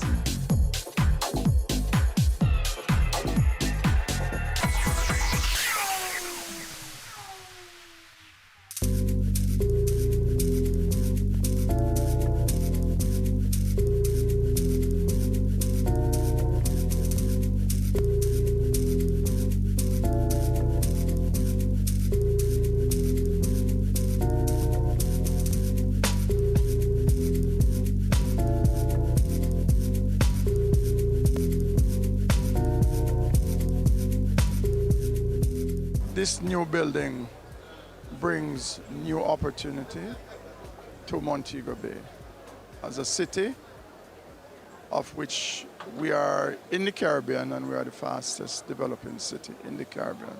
But this new building will mean thousands of new jobs for young people, not only from St. James, but from adjoining parishes. And wherever job opportunities are created for the multiplier effect. And it is very good for Montego Bay for us to be opening this over 60,000 square foot of space here today. Montego Bay is known as the hospitality location in the Caribbean. We are more hospitable than any other parts of Jamaica and the Caribbean. The expatriates feel very comfortable, feel very welcome, feel very accommodative when they are here to do business, right? So it is a natural fit for us here in Montego Bay to embrace our expatriates, to embrace our local investors, and to embrace our new workers that are working in this free zone area, which the last count that I had, we have probably over 12,000 persons employed in the BPO sector in Montego Bay. And just having a discussion in another 3 to 4 years, it might be up to 15,000, 16,000. So it is growing. So Montego Bay is the place for BPO. I know it is being branched out in other areas of Jamaica, which I commend that also. But Montego Bay will be the preferred destination because we are the hospitality capital of the Caribbean. We in St. James, we are ahead of the rest because the Artrust NTA, the high schools, the secondary schools are integral. They go into the school and when they have their student awareness as it relates to job opportunities, the BPO sector plays a very, very pivotal role. And I must say to you, this is an era in which is a good start for any young person. Because to leave school with 2 or 3 CXC subjects, you know that in most cases you can't go into college with that. You can't go to a university with that. But you can enter the BPO sector, earn yourself much more than what you would have been earning if you were sitting down at home, and build your capacity from there. So it is a good start for those who did not achieve the 5, 6, 7 subjects to move on to college and to move on to university. So I would encourage all young people who have acquired 1, 2, 3, 4 subjects and they want to make a start in life to start at the BPO. It is a steady and growing industry. And I know a lot of them that started, and a number of them now are in supervisory position, big supervisory position, taking home working and living salary. So, I mean, I must tell you, you can know when they just started working. You know, they don't look that bouncy. But after 3 months and the hairstyle change, the whole makeup change, the clothing change, and you know that they are making money and they are earning their way to prosperity.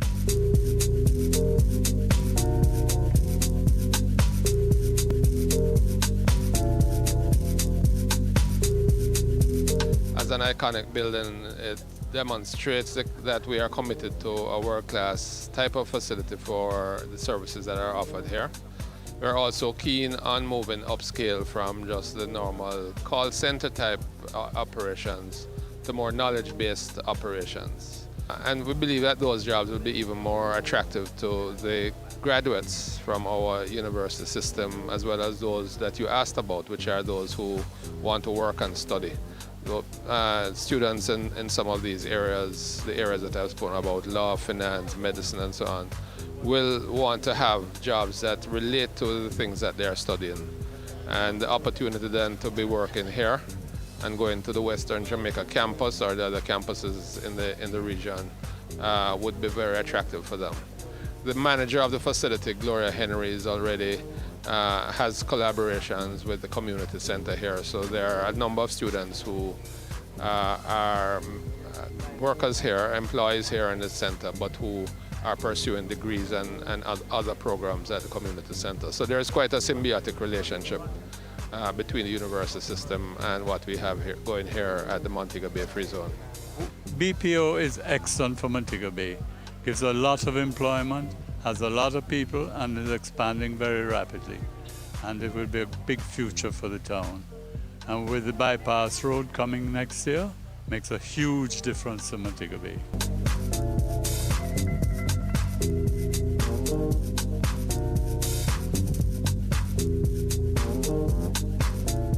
So my name is Deborah Fraser. I'm the CEO for Caribbean HR Solutions. We are an HR outsourcing company. So we support, for the most part, business process outsourcing players who are coming into Jamaica and help them to launch and to find all of their staff, to develop their HR programs, and to keep them in compliance with Jamaican labor laws. So this new building is really very, very impressive. Jamaica has been successful at attracting the top outsourcers globally, and that's responsible for providing really great quality jobs. So companies all over the world are turning to outsourcing their core and non-core activities. And Jamaica has been very, very successful at showing the world that we have bright, talented people who can work in several types of jobs, including quality analysts, workforce managers, service and sales, IT. I mean, it's amazing. So the building really does represent a lot of hard work that's gone into building this industry. So we're happy to support it.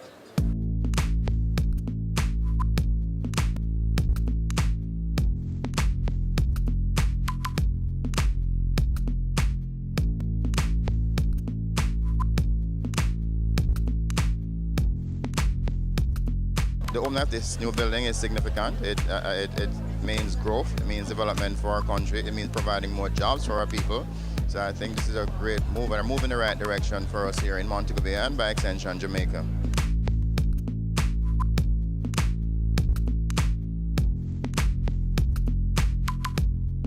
The building is state-of-the-art, top-notch. Professor Shirley and Gloria Henry really helped Concentrix get a smooth launch in Jamaica, which to date we've built just under 500 seats on the ground floor of this building, and a rapid expansion into Kingston. So kind of without the support from them, we would not have been able to expand into Kingston as fast as possible because the facility we got was in top-notch shape. So I think it's a great, great step.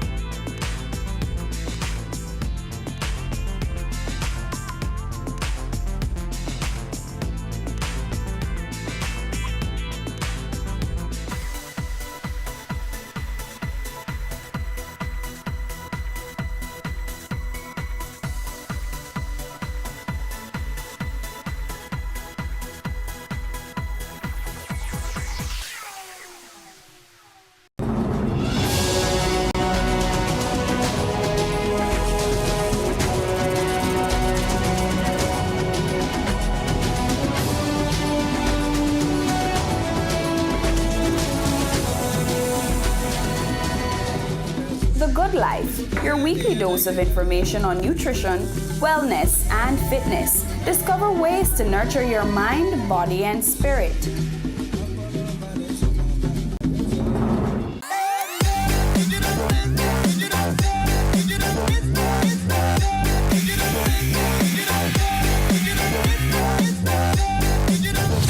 This week on Home Sweet Home, we go around Jamaica to visit a few of our most historical homes, each with their own little story. Our first stop, let's find out.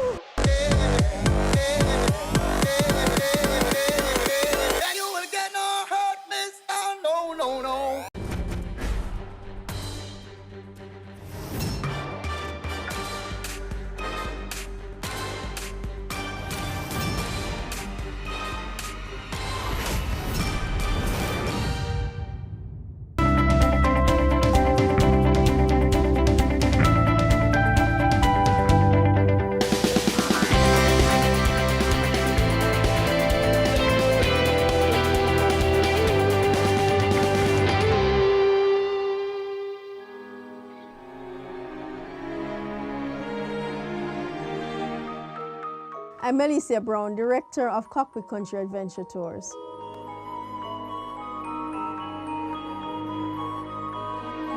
Cockpit Country Adventure Tours came about out of the Southern Trelawney Environmental Agency's need for conservation of the Cockpit Country area and as a means of sustaining that organization and providing economic opportunities for persons living within the area. Southern Trelawney Environmental Agency started in 1996, but Cockpit Country Adventure Tour started in about 2011 as a serious income generating arm of Southern Trelawney Environmental Agency. We offer caving, hiking, picnicking, bird watching, and general rural adventures in and around Cockpit Country. So we cater to locals, so your clubs and societies and your local church groups, we cater for that. We cater for our educational tours, for schools doing CSEC and CAPE exams, the school-based assessment programs for those, and also overseas guests. And those include both long-stay visitors as well as day passengers on cruise ships and so on. The organization Cockpit Country Adventure Tours is largely funded by individuals. It's really our sweat equity. We've also had funding from the Jamaica Social Investment Fund for the infrastructure that you see, the trail on which you walked and the restroom and changing facilities. That was donated by the Jamaica Social Investment Fund. We've also had funding from the Environmental Foundation of Jamaica, which kind of supported our program in the initial startup phases. When the idea of income generation came about, they were the initial funders who assisted us in generating the idea and formulating and conceptualizing.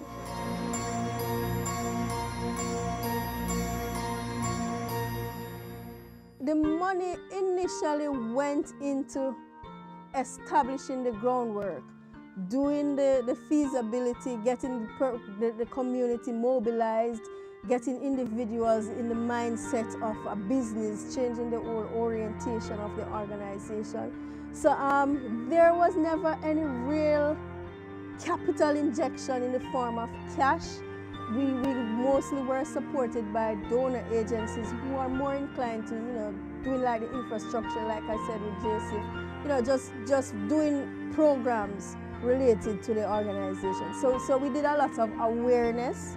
We did a lot of awareness that was supported by the Environmental Foundation of Jamaica. Actually going around and getting this site was another project that was funded by EFJ.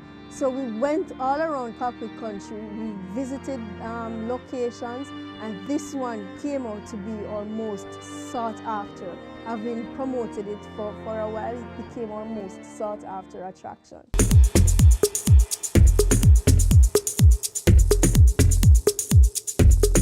So this location was selected for its natural beauty and for the willingness of the persons in the area to participate towards achieving our conservation objective. We also have persons who are from the area. All our workers or tour guides are from this community, and it just makes the product evolve naturally. 80% of our staff are from this community. They are persons who roam the cave as children and who know it personally, who are very intimate with it. The other 20% are from the local area, the wider community, so not specifically Rock Spring, but Albertown and its environs. So we usually send out a message into the community that we are recruiting, that we need more persons. And we also ask our tour guides, just to recruit persons they know. So we usually get the best of the best from the community, and people it's natural to them, it's doing what they do naturally for fun as a means of generating income. So it falls naturally. The culture in our organization is it's very friendly, it's very easygoing. There's hardly a hierarchy, so to speak. Everyone interacts on the same level. However, when it comes to work, everyone knows how to fall in line and do what is expected of them. So it's very easy, it's very easygoing. There's hardly anyone who can complain about any work pressure, because we meet regularly, we train our guides, our staff regularly. Everybody is conversant with what happens within the organization. There's a clear transparency with all aspects of the operations. So we really have an open culture in our organization. We really customize our tours, so that we like to start a tour at, say, 9:30, 10 o'clock. However, our guides would come in, the staff would come in a little earlier, and we set up for the operations. A tour lasts approximately an hour and a half, and we also, depending on the size of the group, we may provide lunch. So a typical day would probably last until maybe 4 o'clock, 4:30, but it may even go on to 6 o'clock, because sometimes the guests are enjoying themselves so much that they may stay over. But again, because of the camaraderie between the staff, the time flies without us even knowing that the time is passing. So we really pay little attention to time.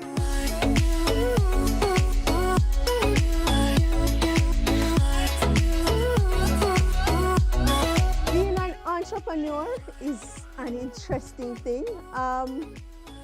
You don't really fit into the regular scheme of things when it comes to persons with 9 to 5. So you really don't have money to like them or like others who do their 9 to 5, and your activities are probably I don't want to say curtailed, but it's structured differently.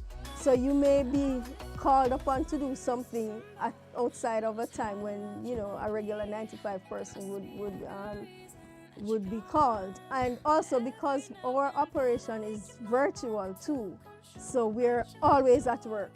As an entrepreneur, you're always at work. Basically, we work from home sometimes, and you're always at work. It doesn't really affect family per se, because you get more time. You have more time for your family because of the nature of our business. And where we are, especially rural Jamaica, to find a job that suits your qualification, you probably would have had to go outside of the area to find a suitable job. Now, being an entrepreneur here helps you to stay with your family, and to maintain relationships on the local level. So, it has not affected me personally in any negative way.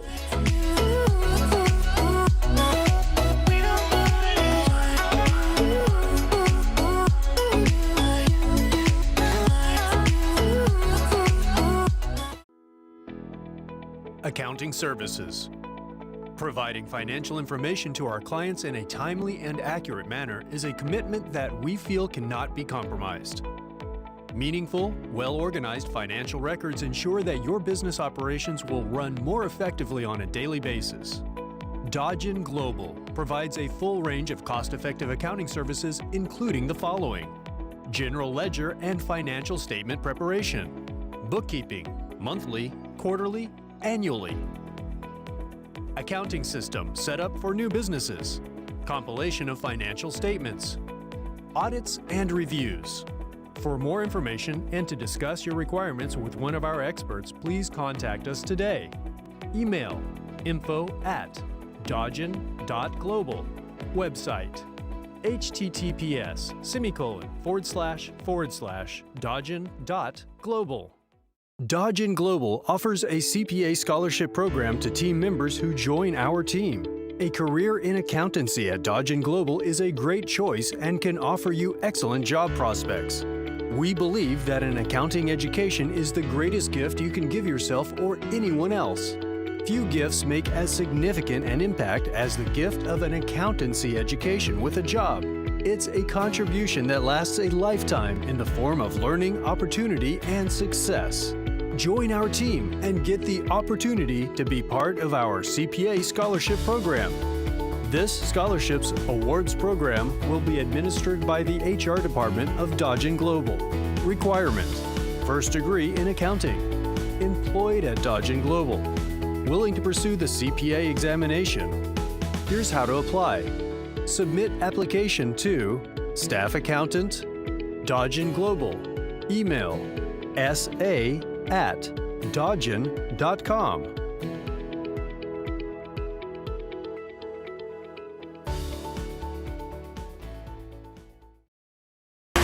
Cameo takes you behind the scenes of Jamaica's exploding creative industries to give you an insider's look at how creatives get the job done. I'm really picky about how we treat our customers. As creative people, we went a little bit over the top. Each week, we interview innovators leading the charge in their industry. The chaos of creativity meets the stricture of structure on Business Access TV's Cameo. Rise up like smoke, let the earth show. Mountains come crumbling down, let them go. Rise up to see, oh let me be. Cockpit Country Adventure Tours is unique because of the fun and adventure that one gets when exploring. The features, the landscape, the river, the birds. Cockpit Country Adventure Tours, there's a possibility of spotting 27 of Jamaica's 28 endemic birds in this little area. The trails, there are trails for herbs where one can see herbs traditionally used in the local folklore. There are several caves, and this is one special one that we explore on a daily basis. And we've had great reviews from persons who have entered this cave. It's not like any that they have ever explored here in Jamaica, for sure. So it's unique for its naturalness. It's really, there has been no artificial setup on our attraction. Yes, you're gonna pass.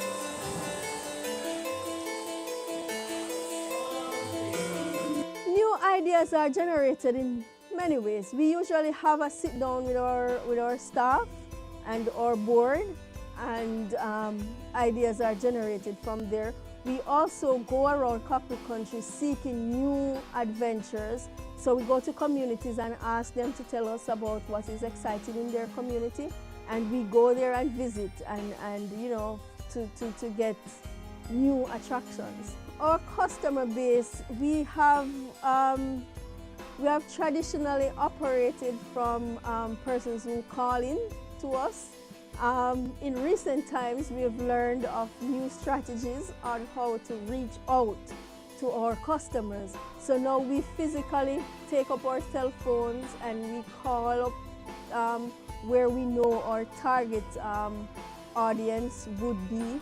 So, for example, local small hotels on the North Coast. We've more recently established relationships with tour operators and who actually does some of the groundwork for us. So that's basically how we get our customers. In terms of keeping our customers, we get a database of those who come in, and we sort of maintain some form of contact with them.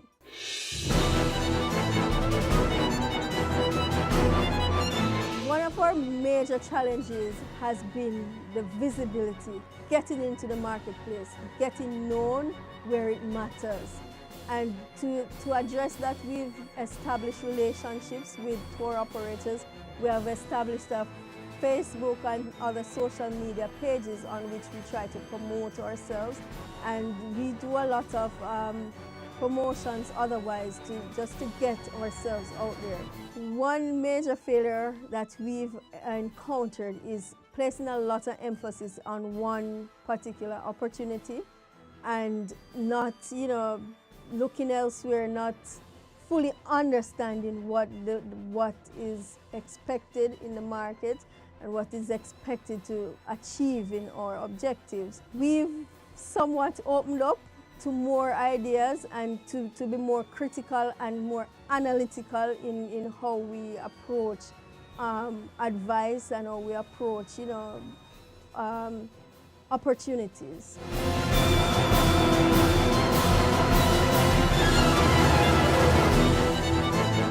We try not to focus on doing damage control. So what we do a risk analysis. So we actually take into consideration all the possible things that could go wrong ahead of time, and we try to find solutions for those. We rather preventing a fire than putting them out. Not that things don't turn up, but we have a general sense of, possible things that could go wrong and a clear sense of how to deal with them ahead of time. And also because of the relationship with staff, everybody is always on target to take care of something quickly before it escalates. And we actually have an operations manual that covers all of these things.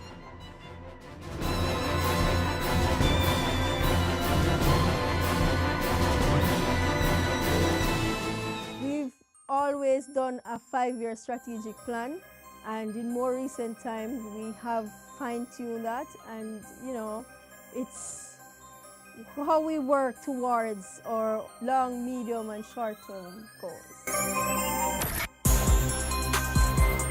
We use social media, we use a website, we use magazines, we use Jamaica Tourist Board websites. There's a website established for community tourism enterprises, and I think so far our best marketing tool has been our website. The social media has been growing somewhat, and our relationships with other businesses has been helping to push us as well. To get the visibility, to get a presence where it matters, that's how far we're willing to go. Whatever it takes to promote Cockpit Country Adventure Tours, we are willing and able to do that. With financial support, we are the financial backing and having the funds to do it.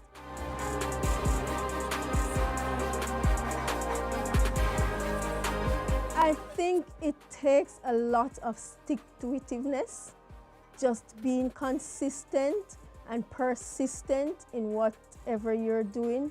I think that's the bottom line.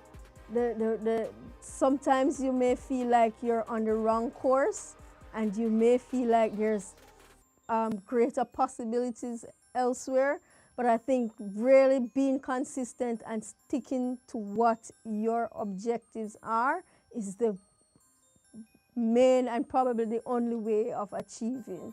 So setting your goals and staying the course is it, basically. Success for me is really, in this kind of business, is really being able to cover, to pay your bills and having a bottom line that reflects your efforts, For me, it's getting the community involvement, getting the economic development for which the organization is mandated or on which it was established.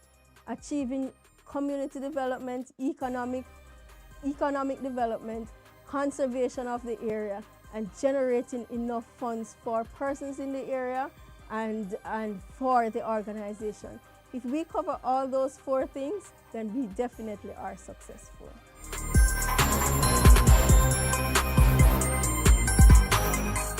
Our greatest fear is not having the impact in the marketplace, not reaching our market and staying outside of the market for too long, and therefore not reaching our potential profitability.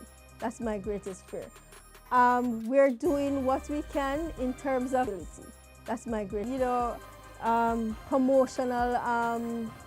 promotional endeavors, stepping up on our marketing, just to be able to have that visibility in the marketplace and in the places where it matters.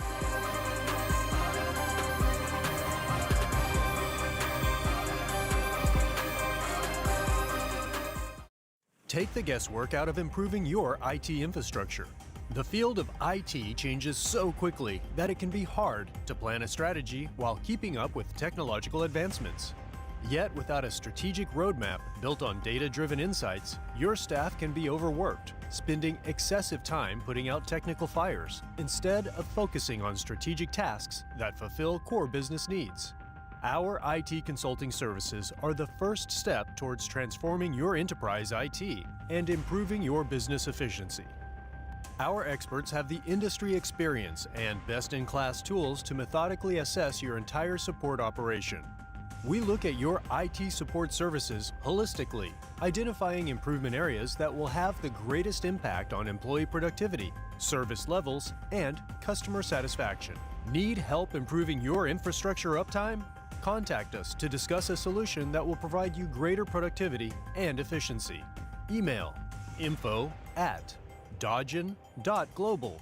Website https://dodgen.global.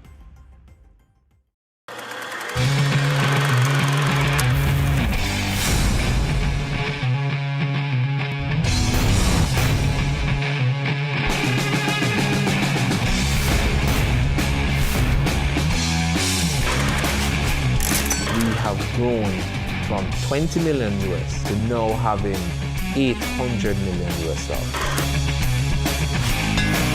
Knowledge, skill, and professionalism. Those are my tools and my armor. It's a big men don't cry, right? It's a big men don't cry, right? We were being robbed some $531,000. I've been angry to the point where I feel like I will kill people.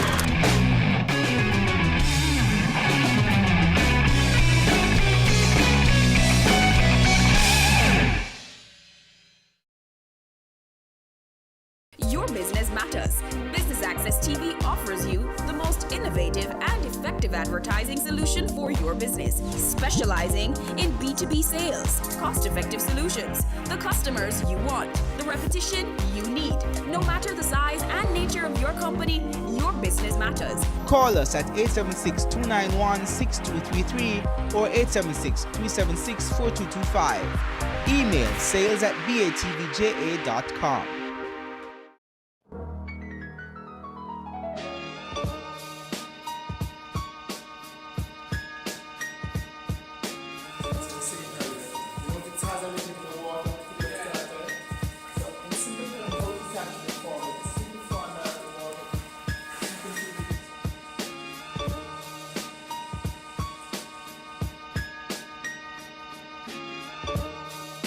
I'm motivated by the development of Southern Trelawney.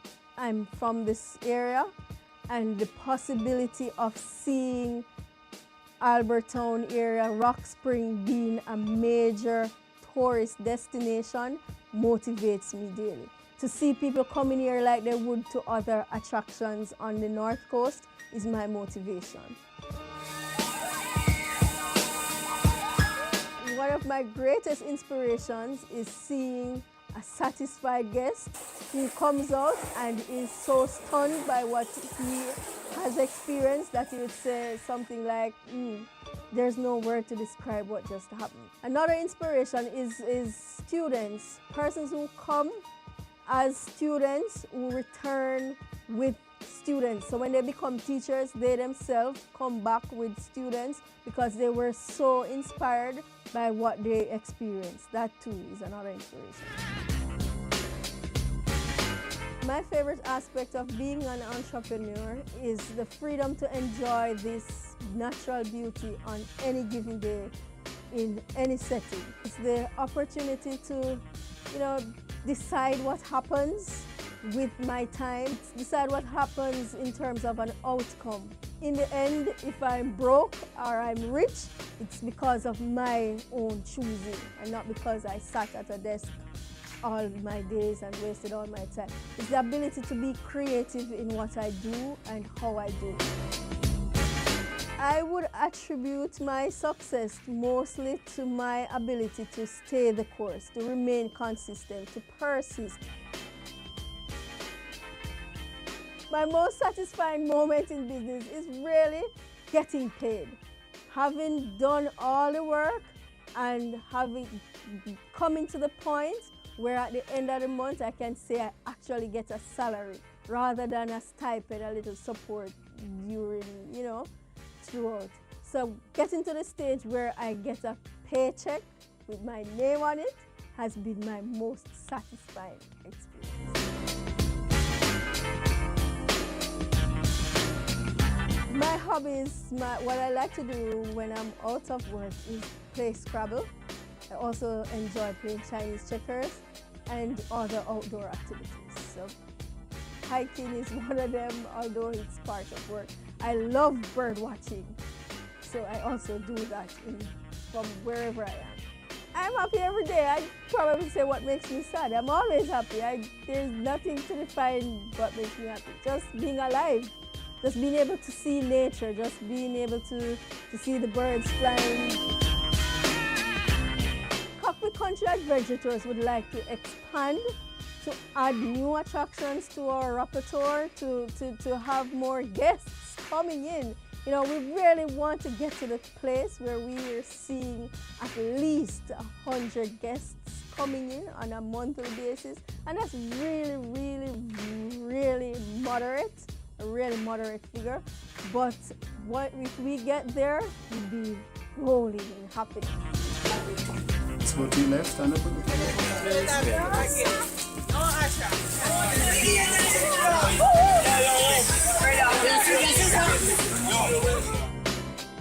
My advice to entrepreneurs, stay the course. Be creative, be independent of mind, be persistent and consistent in whatever you're doing. Know that there will be times when you become frustrated, when the way seems clouded and the path seems very unclear, very unsure. You may even be told that you're wasting your time, but this is when you need mostly to be focused, to remember all the reasons for which you had started out, and just stay, just look ahead, just look beyond what you are being told to what exactly you want. Because when you focus on your outcome, you will achieve it. And if you believe it, you will do it.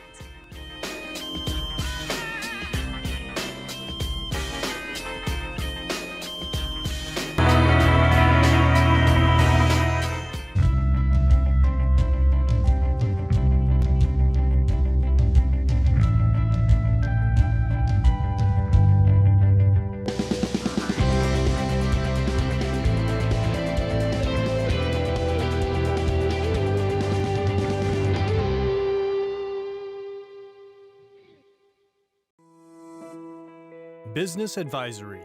Realize greater growth and profitability. Navigating market changes can be challenging for any business. Our goal is to help you identify opportunities at any stage of your financial life cycle, ensuring you continue to meet your business needs in complex market environments. From startup through to expansion, tax advisory to accounting, Dodgen Global provides a multidisciplinary approach to managing the entirety of your affairs. We ensure your business remains profitable and competitive. You can expect practical advice, effective cost management, and a mutual respect for your goals and growth aspirations. Our commercial advice comes from extensive knowledge and experience working with a broad range of business and industry sectors. Dodgen Global can help you make smarter, more effective decisions. Let's have a conversation. Contact us at email info@dodgen.global. Website https://dodgen.global. Hi, it's Novia MacDonald White, Senior Associate Editor at the Jamaica Observer. And guess what? You are watching Business Access Television.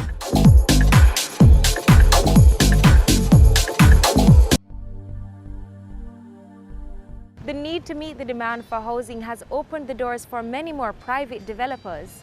It is hoped that more families will be able to allocate the resources to realize the dream of finally purchasing their first home. At least that's the dream of the developer of Nell's Cottage. Join us for our first open house visit on this episode of Home Sweet Home. Stay with us.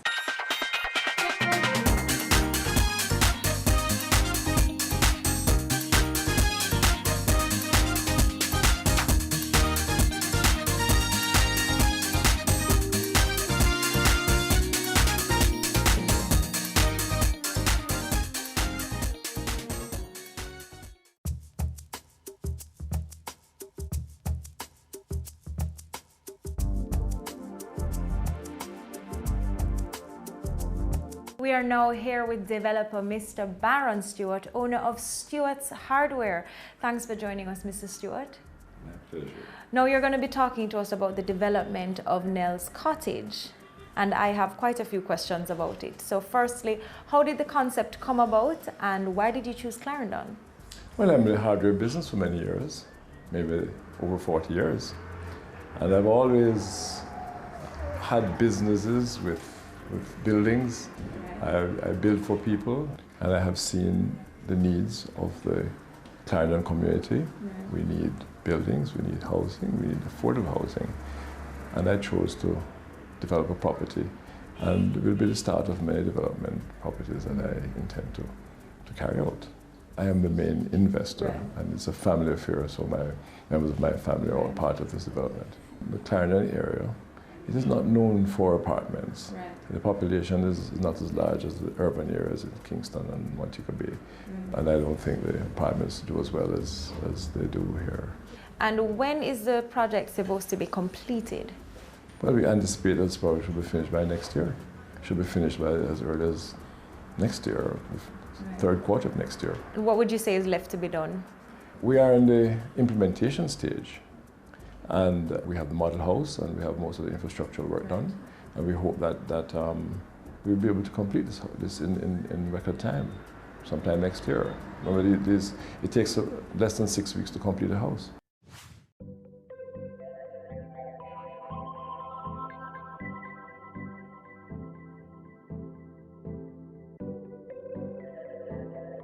Now you mentioned it takes about 6 weeks to get one of the units up. How do you manage to do that so quickly? Well, we have a farm system, and we also have our suppliers, the main hardware stores we have. And we have skilled and hardworking people here who can get these things done within a reasonable time. What are some of the behind-the-scenes work that goes into a project like this? Well, as far as this project is concerned, it was conceptualized as far back as the 90s. Okay. Maybe then you were just a tot. I have been working on this, but it has been a long time for further development. So we have now just decided to bring it to fruition. And I think this is where we are right now. And everything is going as planned? And it is going according to plan. We hope to be able to give one of the best development in this parish in this known period. Congratulations on that. Thank you. Does it usually take that long for these projects to get off the ground, and are there any plans for a phase 2 or so? One can conceptualize for as many as 50 years or more. Sure. The fact is that we have just decided that the time is right to get this project off the ground, and in fact, we are now poised to take on several others. Okay. So we do have several others in the pipeline, hopefully next year and beyond. Okay, looking forward to it.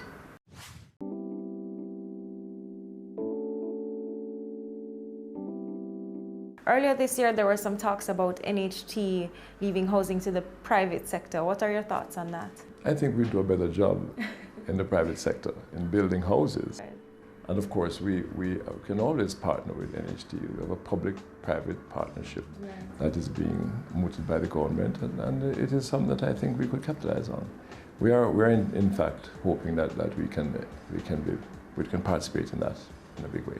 Okay. Well, Mr. Stewart, we understand you're a very busy man, so thank you so much for taking the time out to speak with us.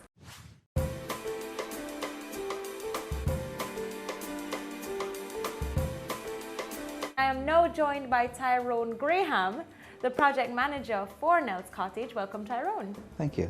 Now, I want to talk specifically about the development. Tell me, the amenities, how many bedrooms, those sort of things. All right, what we have at Nels Cottage is a 29-lot subdivision with 26 homes, bungalows, standalone units. We have two bedrooms, because we have 2 lots that are a little bit smaller than the average, and 24 3-bedroom. Okay. All right, the 2 bedrooms are 2-bedroom, 1 bath, living, kitchen, dining with wash tub outside, and inside it's built to accommodate a washer-dryer combination or a washer as the homeowners may choose. And for the 3 bedrooms, we have a 3-bedroom, 2-bath, with one of the bedrooms a master suite with a walk-in closet and its own bathroom and a garage that can also, we have in the design optional for the garage to be converted into a study, so we can customize the finishes for our clients.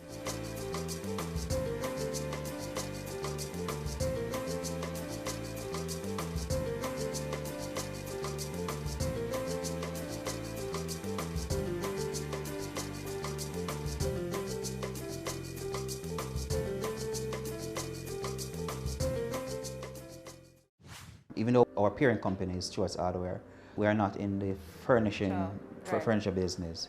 However, there are some amount of furnishing that you can get from the hardware to buy. So we're selling it as is empty, but what we'll be doing, we'll be staging the units for open house. We will give prospective homeowners a concept or idea of what they can do with the space as is, and so they can know, see where they can go and shop and buy their furniture to put in, or if they are moving in with their existing furniture, or they can set up the units for them to feel as comfortable as possible. Don't go anywhere, you won't want to miss what's coming up.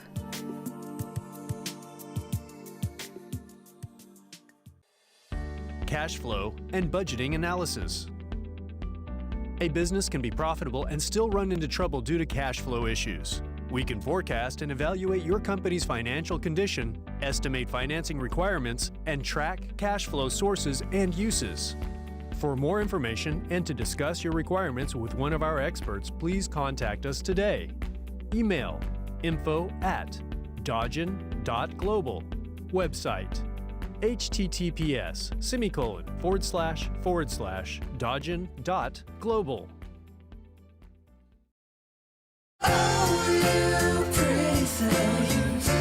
Don't you know you're driving your mamas and papas insane? Oh, you pretty things. Don't you know? Great design is not only how things look, but also how well they work. Let me make it plain. The GLC, more than meets the eye.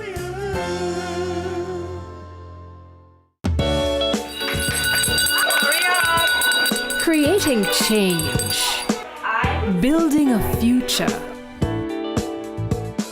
caring hands, giving back, touching hearts, and shaping lives. impacting our world for the better.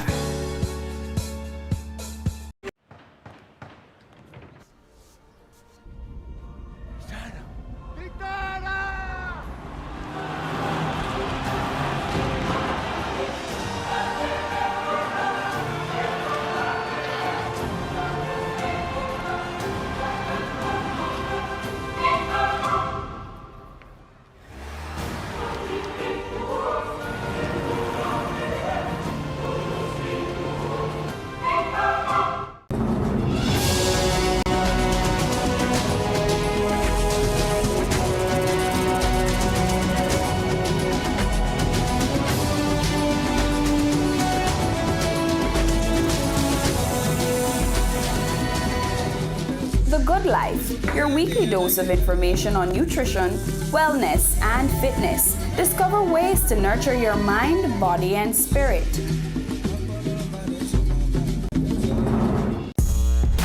I started out selling out of the trunk of my car. If everybody think the same way, everybody going in the same line. Being an entrepreneur takes everything that you've got. Weekends? What's weekends? We work on a weekend. There are real opportunities everywhere you look. But you have to have the passion. If I do my part well, then everything is okay. We believed in ourselves and our families believed in us. Being convinced of this great opportunity, why we are all here doing what we're doing now.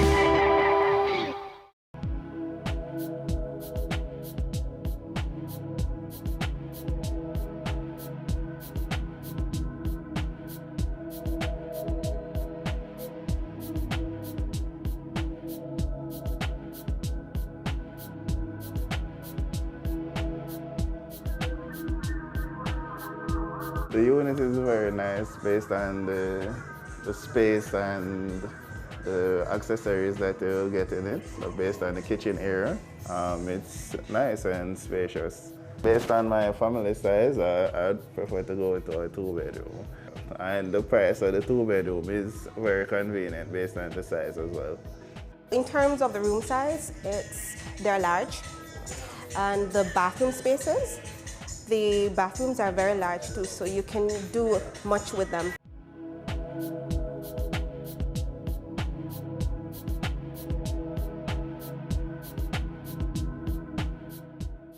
$15.9, that's okay, because you don't need to do anything else to this property. It's everything. It's 3 bedrooms, 2 bathrooms, a lot of closet space. Location, it's good. It's a reasonable distance from Kingston in terms of it's easy for me because my family is in South Clarendon and Westmoreland is halfway away from here, so it's easy to travel anywhere in the island from here. But the place is nice because the Clarendon they have high ceilings, so it keeps the place cool, so you can't worry about that anymore. And then the price is very attractive, so you want to come out here more because at 15 million for a 3-bedroom, it's something I can work with.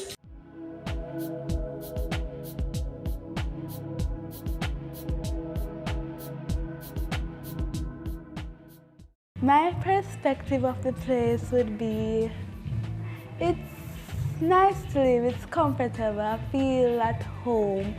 The bathroom, I can have my own bathroom and so will my mom and dad, and I love their closet so I can put my stuff in there and they will get my closet.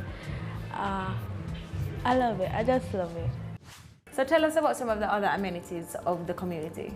Apart from the units themselves, it will be a gated community with a security garbage skip to the front. We have 3 green spaces that the families can use for recreational areas. We didn't put in a pool because, again, in the rural area, pool is not a big selling point for rural communities because people are used to, in the rural communities, to go to the rivers, go to the beach. Right. We're in Arsal, and Arsal is about 10 miles away from a beach. You have Salt River Mineral Bath, which is pretty close. You have Milk River Mineral Bath, which is pretty close as well. Okay. So the people, pool is not a major selling point. It's not a major selling point for this area, given the location where we are. But in terms of gated, it's a new concept in the rural area as well to have gated communities. So it is a good selling point for us right now to have a gated community with security, and so that people can feel safe. Right.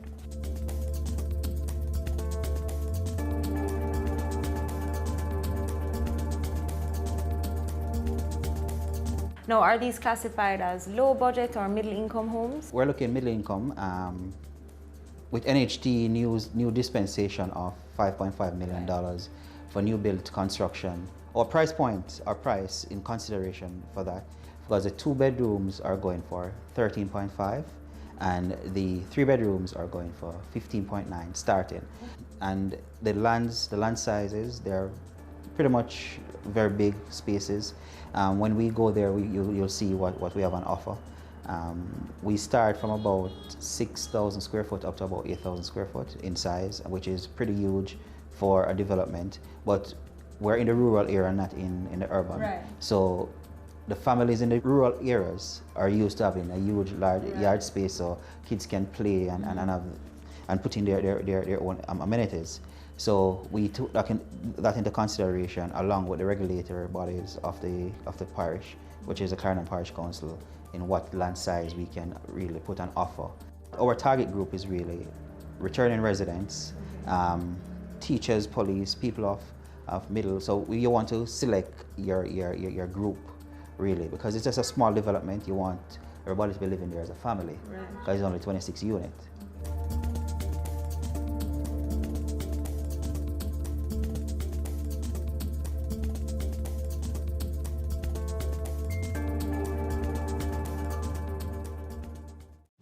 Now, Mr. Stewart had touched on this, but I want to go more in depth about some of the behind-the-scenes work that goes into making these units. As the great Martin Luther King would have said, I have a dream. Everything started from a dream and a concept.